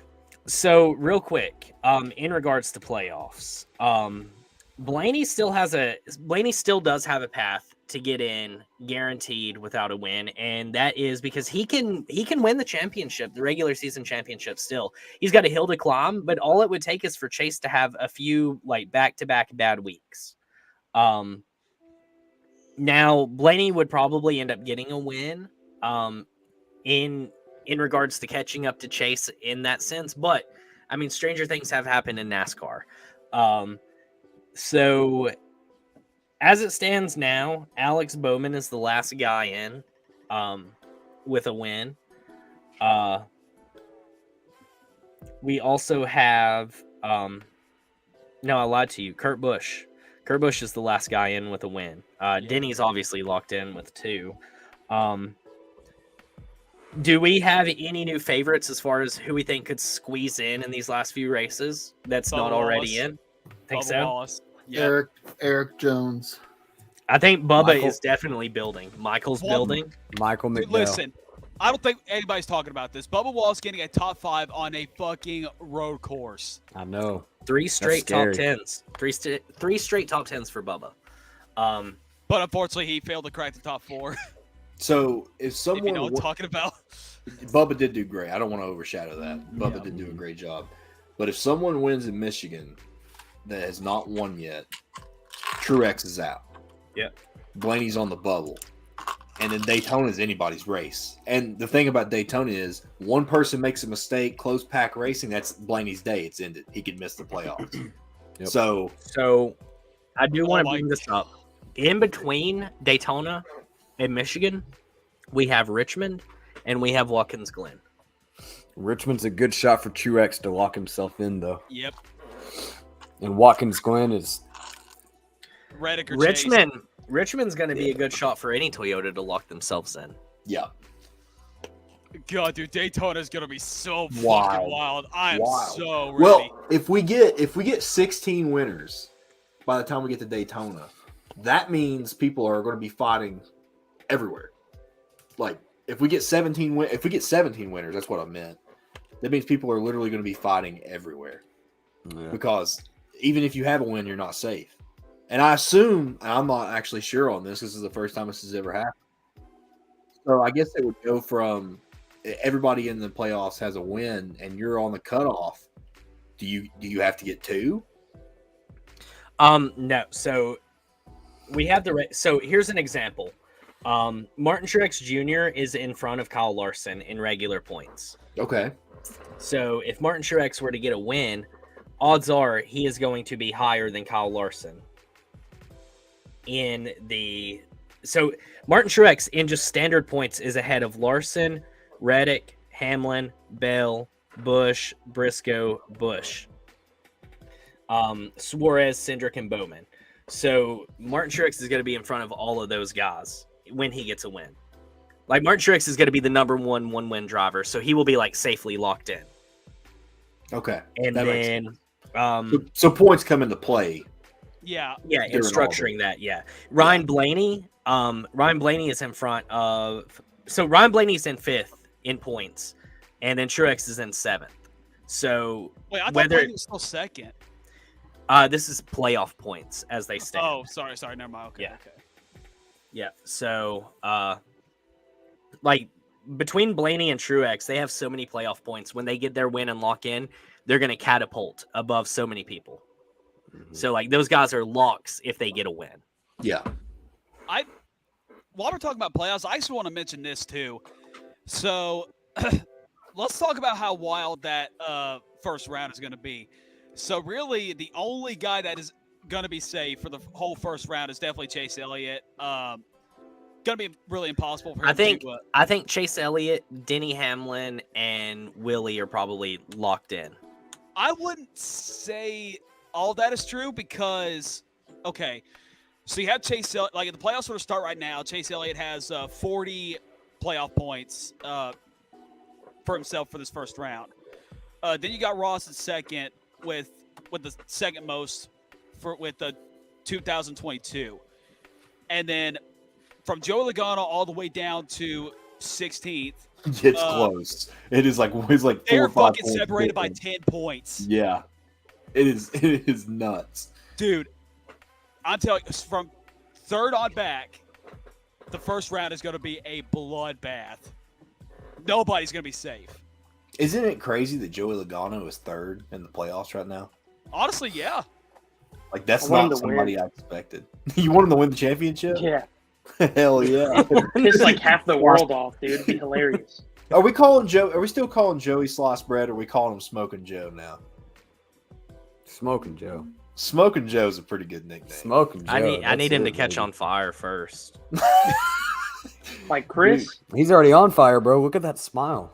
Yeah, dude. Every time he locks those tires up after a win, he's on fire. So is Noah. But yeah, no, I'm excited. Playoffs are coming. They're coming quick. They're coming soon. It's been exciting. But before we get to the playoffs, we got to go through Michigan. It's that part of the show where we give our Michigan picks. So, Damn, boys, that's crazy. It feels like I'm gonna be in Michigan Sunday. Are you going? Yeah, I'm gonna go to Michigan, baby. Oh, Holy shit. Hey, such a I'm gonna go to drive. Michigan. Ian and Patrick. It's really not though, bro. It's only 7 hours from me. Really? It's not far. Yeah, Guys, dude. The track hold is on. 7 hours. Hold the tra- fuck up. Yeah, Dead ass. he's not lying. That's too much damn driving for me, bro. Yeah. Well, I'm gonna Indianapolis go is up only to. 4.5 hours from me if I was healthy. I'm gonna enough go to up to Cleveland and I'm gonna go watch the series. So, yeah, see, Oh, Jesus Christ. it's not that bad, really. Jacob, I'll get you all the Ford shit I can find up there. Thanks, bro. Honestly, while you're up there, I mean, how close is Michigan Speedway to Detroit? I think an Dude, hour. it's not far. You should at least go to the Ford Museum. I've always heard people say that the Ford Museum is Yeah, Dearborn's like fascinating. right across. Dearborn's what I meant. I said Detroit. No, I knew what you mean. Yeah. Yeah. I mean, it's there. It's the same thing. Yeah, you should definitely hit that up, honestly. That'd be cool, honestly. Yeah. Hey, We Cooper, Ian, Patrick, and I think Mike are going to be there too. Yeah, I was talking to Ian the other day about it. We got Xfinity and we got Cup Series. Let's go. Let's make our Parv, shut the picks. fuck up. Parv, do a Yoshi sound for me before we make our picks. Let's make our picks. Austin Hill. I'll go first. Austin Hill. Big announcement tomorrow. I know. He's going to be running in Michigan in a 33 car. And I think that Austin Hill is going to have something to prove when he shows up to show that he is the guy to take over the 8 car. So I think that they're going to be on par. I think they're going to be – Michigan is a super speedway. So Bro, I don't see him in the 8 car. I see him in the 3 car. That's going to be the announcement. I don't feel like they want to let Reddick go yet. I think the announcement is the fact that he's running the Cup this weekend, and it kind of just leaked too soon. that would be so watered down, bro. That would piss me off. That would make me so angry. It's like, yeah, he's running the 33 car. Watch. Woo. Watch. All right, Cooper, who do you have?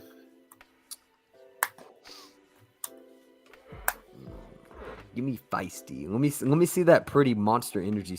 Yeah. Let me see Riley Herbst.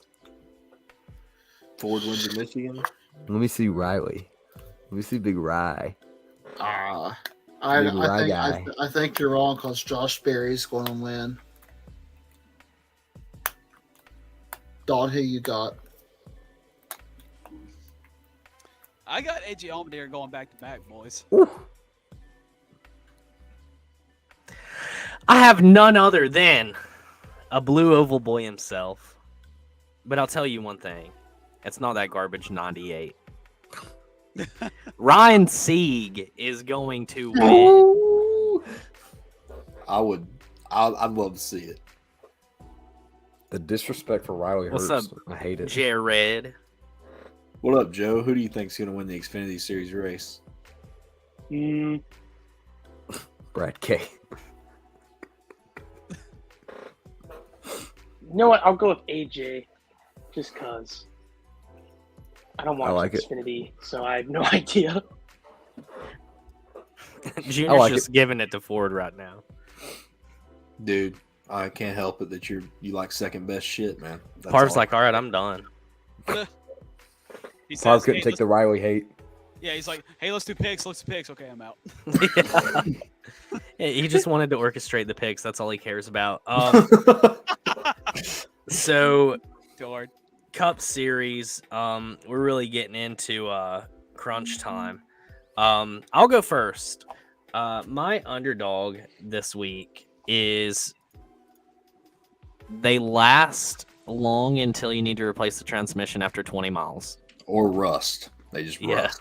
Lots of one rust. of the two. Your transmission probably rusts. RIP Parv's Wi-Fi. Parv, you could drop your picks in the chat then, or you could try to join back. It's up to you. Imagine if you had cell phone data and you just joined from your cell phone. But anyway, I think that's Joe. You're on your cell phone, aren't you? Yeah. Are you watching the show too? Like, is that what you're doing? I didn't want you guys to lose a viewer. Oh, I appreciate No, you. man, that's a real one right He's there. a real one. 92 is meant. Jared says Alfredo in the Xfinity Series. I don't hate that. I think you're probably going to be wrong, but anyway, underdog, Michigan, Ford car. Dude, I think Cole Custer could have him a day. What? I think Cole Custer could have a day. The reason being is because I think that SHR is going to have a great day as a whole, and Kevin Harvick is going to win at Michigan and finally break the wretched curse that has lasted for far too long. Now, I do want to just sprinkle on something on top. This is something that I have said, and I think it's something that we all need to acknowledge and be serious about. Roush is probably going to come to play. And I don't think either Roush driver is somebody to sleep on either. I do want to preface that. I'm glad you said that. I'm going to go next. All right. Underdog. Not a Chevy or not a Ford. It is a Chevy.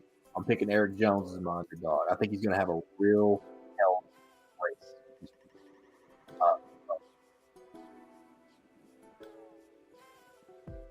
Damn, Jared.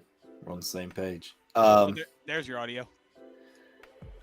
Was it not here? No, boss. It You was won't kind do of it. fucked. Oh, I said You won't Eric do it. Jones was going to be underdog for the Michigan race.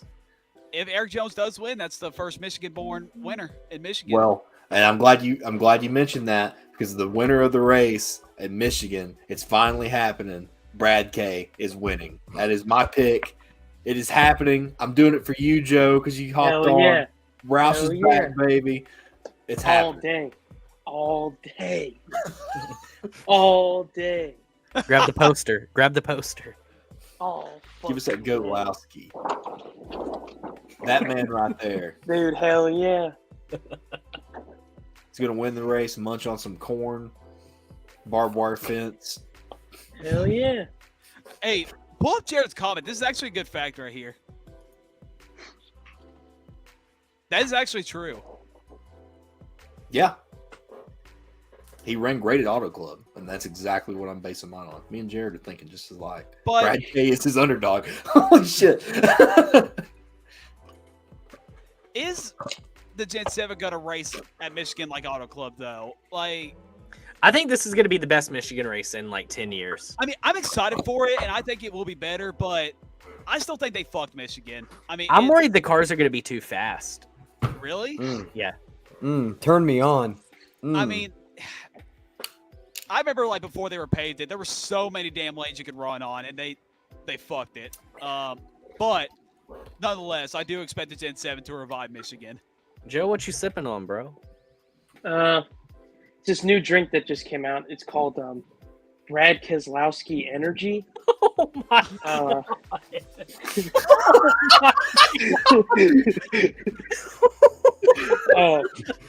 It's limited edition. You can only get it at like. Dude, I swear, I had no idea that was on there. I swear to you. I kept sipping from it the whole show, waiting for somebody to ask. But yeah, limited edition. You only get so many. So Dude, when you were bringing it up, I almost made a joke like, "What is it, Brad Keselowski drink?" Dude, remember that? Off topic, that Fortnite shit he did to fucking Ryan that one night. Oh, Broke dude, the shit out of me. yeah, literally one of the funniest things ever.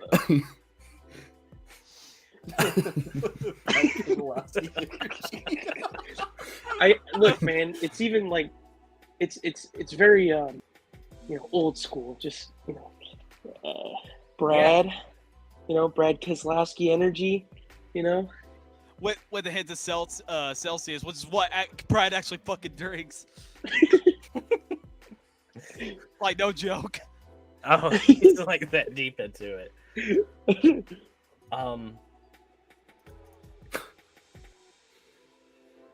If they do the resin like last year, it's pretty good. Best since repave. I fell asleep last year's Michigan race. It was actually pretty good. I enjoyed it. It was heartbreaking. Just remember when Brad just totally got yeeted? Brad just no, I was absolutely fucked. No, Austin well, yeah, going. he yeeted him. He did the yeeting. Yeah. I want to go next. I'm gonna say I'm just gonna go main pick underdog. This team's just gonna show out. Front row is gonna show out. Michael McDowell and Todd Gillen. Todd Gillen, top 15. Oh man, Ryan's about to spaz in the comments. Top 15 for Todd, and then McDowell. I think he's gonna get it done. The dude's way too damn fast right now. Important to note, the appeal clearly is going to be decided this week. Michael McDowell's probably going to be without his crew chief. Yeah. Yep. And appeals are pretty hard to overturn. So yeah, it was smart for them to appeal it this week for them going to a road course and like pause that process. But we are going to have a new crew chief on the 34 probably. Yeah, good luck winning that appeal. Honestly, that's why I'm glad Joki's race didn't appeal theirs. I want to appeal you. Joe, can you go in front of me? Okay, when you guys say underdog, what do you just mean? Like, who do you think? Somebody that you're not like usually expecting to do great, who's going to do great. All right, underdog.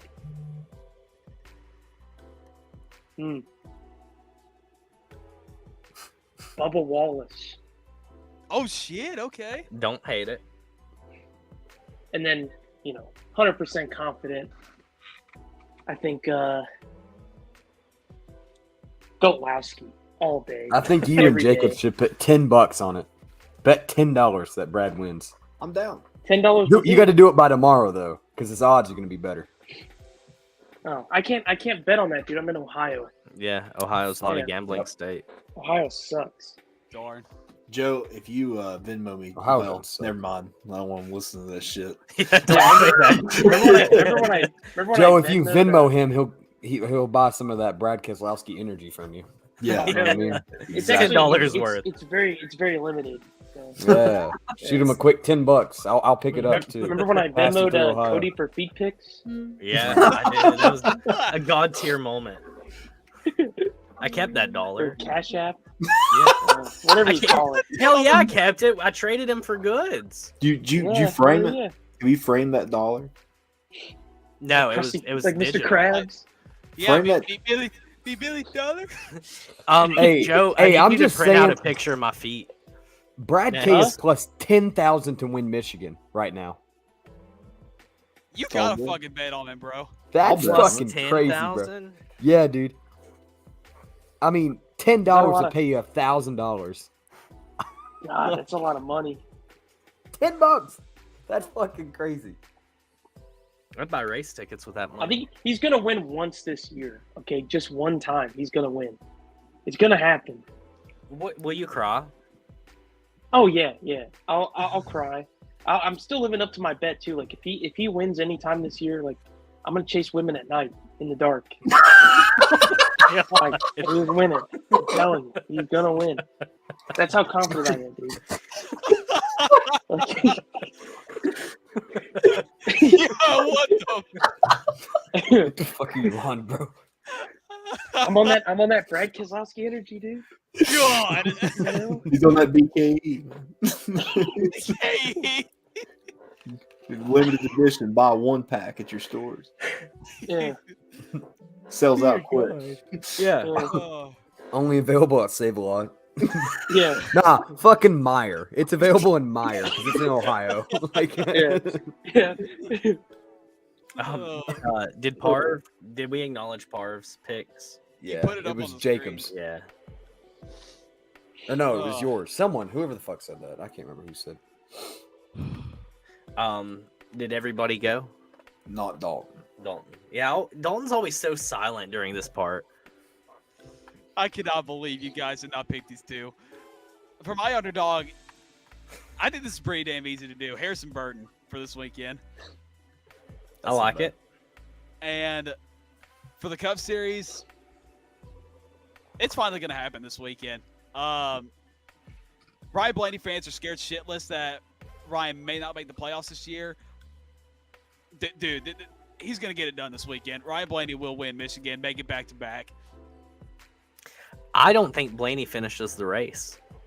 I don't think Blaney's winning.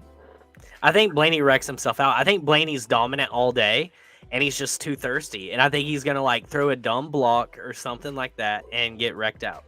Or just gets, Brad Cade by, Brad K. Just go out there and just dominate. And I hope Brad wrecks half the field and wins.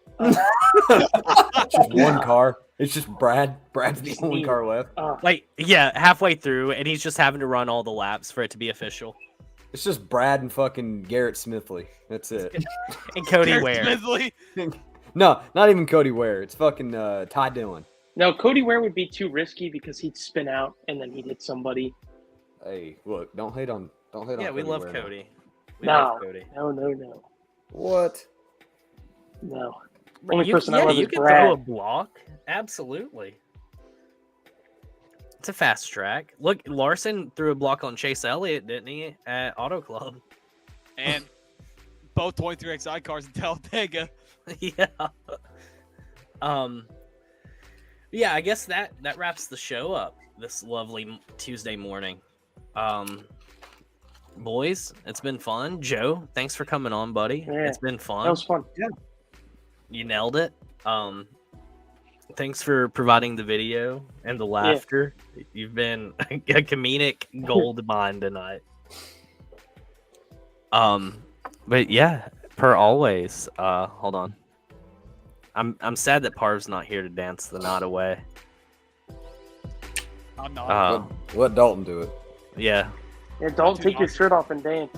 I'm too nauseated right now. I just got my brain touched from at Vanderbilt. They were just like, this has been the LTC from East Tennessee. It's me, the one, the only. Hey, your host with the most. JKL. Hey, I didn't get to do it earlier, but it's Coop Daddy. I'm sleepy. Dalton Good, aka Dalton Ratty Bush. Joe. Once again, though, shout out to the Fan Fuel guys for letting us. They let us come and stream on their page, so I hope that everybody who watched gave them a like on Facebook, followed them on Twitter, YouTube, whatnot. Yeah, it doesn't matter though, because I just find a way to put myself in some kind of fucking gel on social media. Our YouTube went out for a little bit, but it is what it is. We're back. NBC can SMD. I got zucked, so now NBC's SMing my D. So,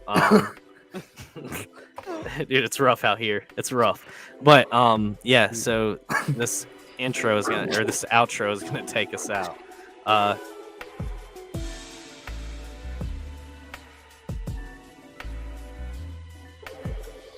not falling for this, bro.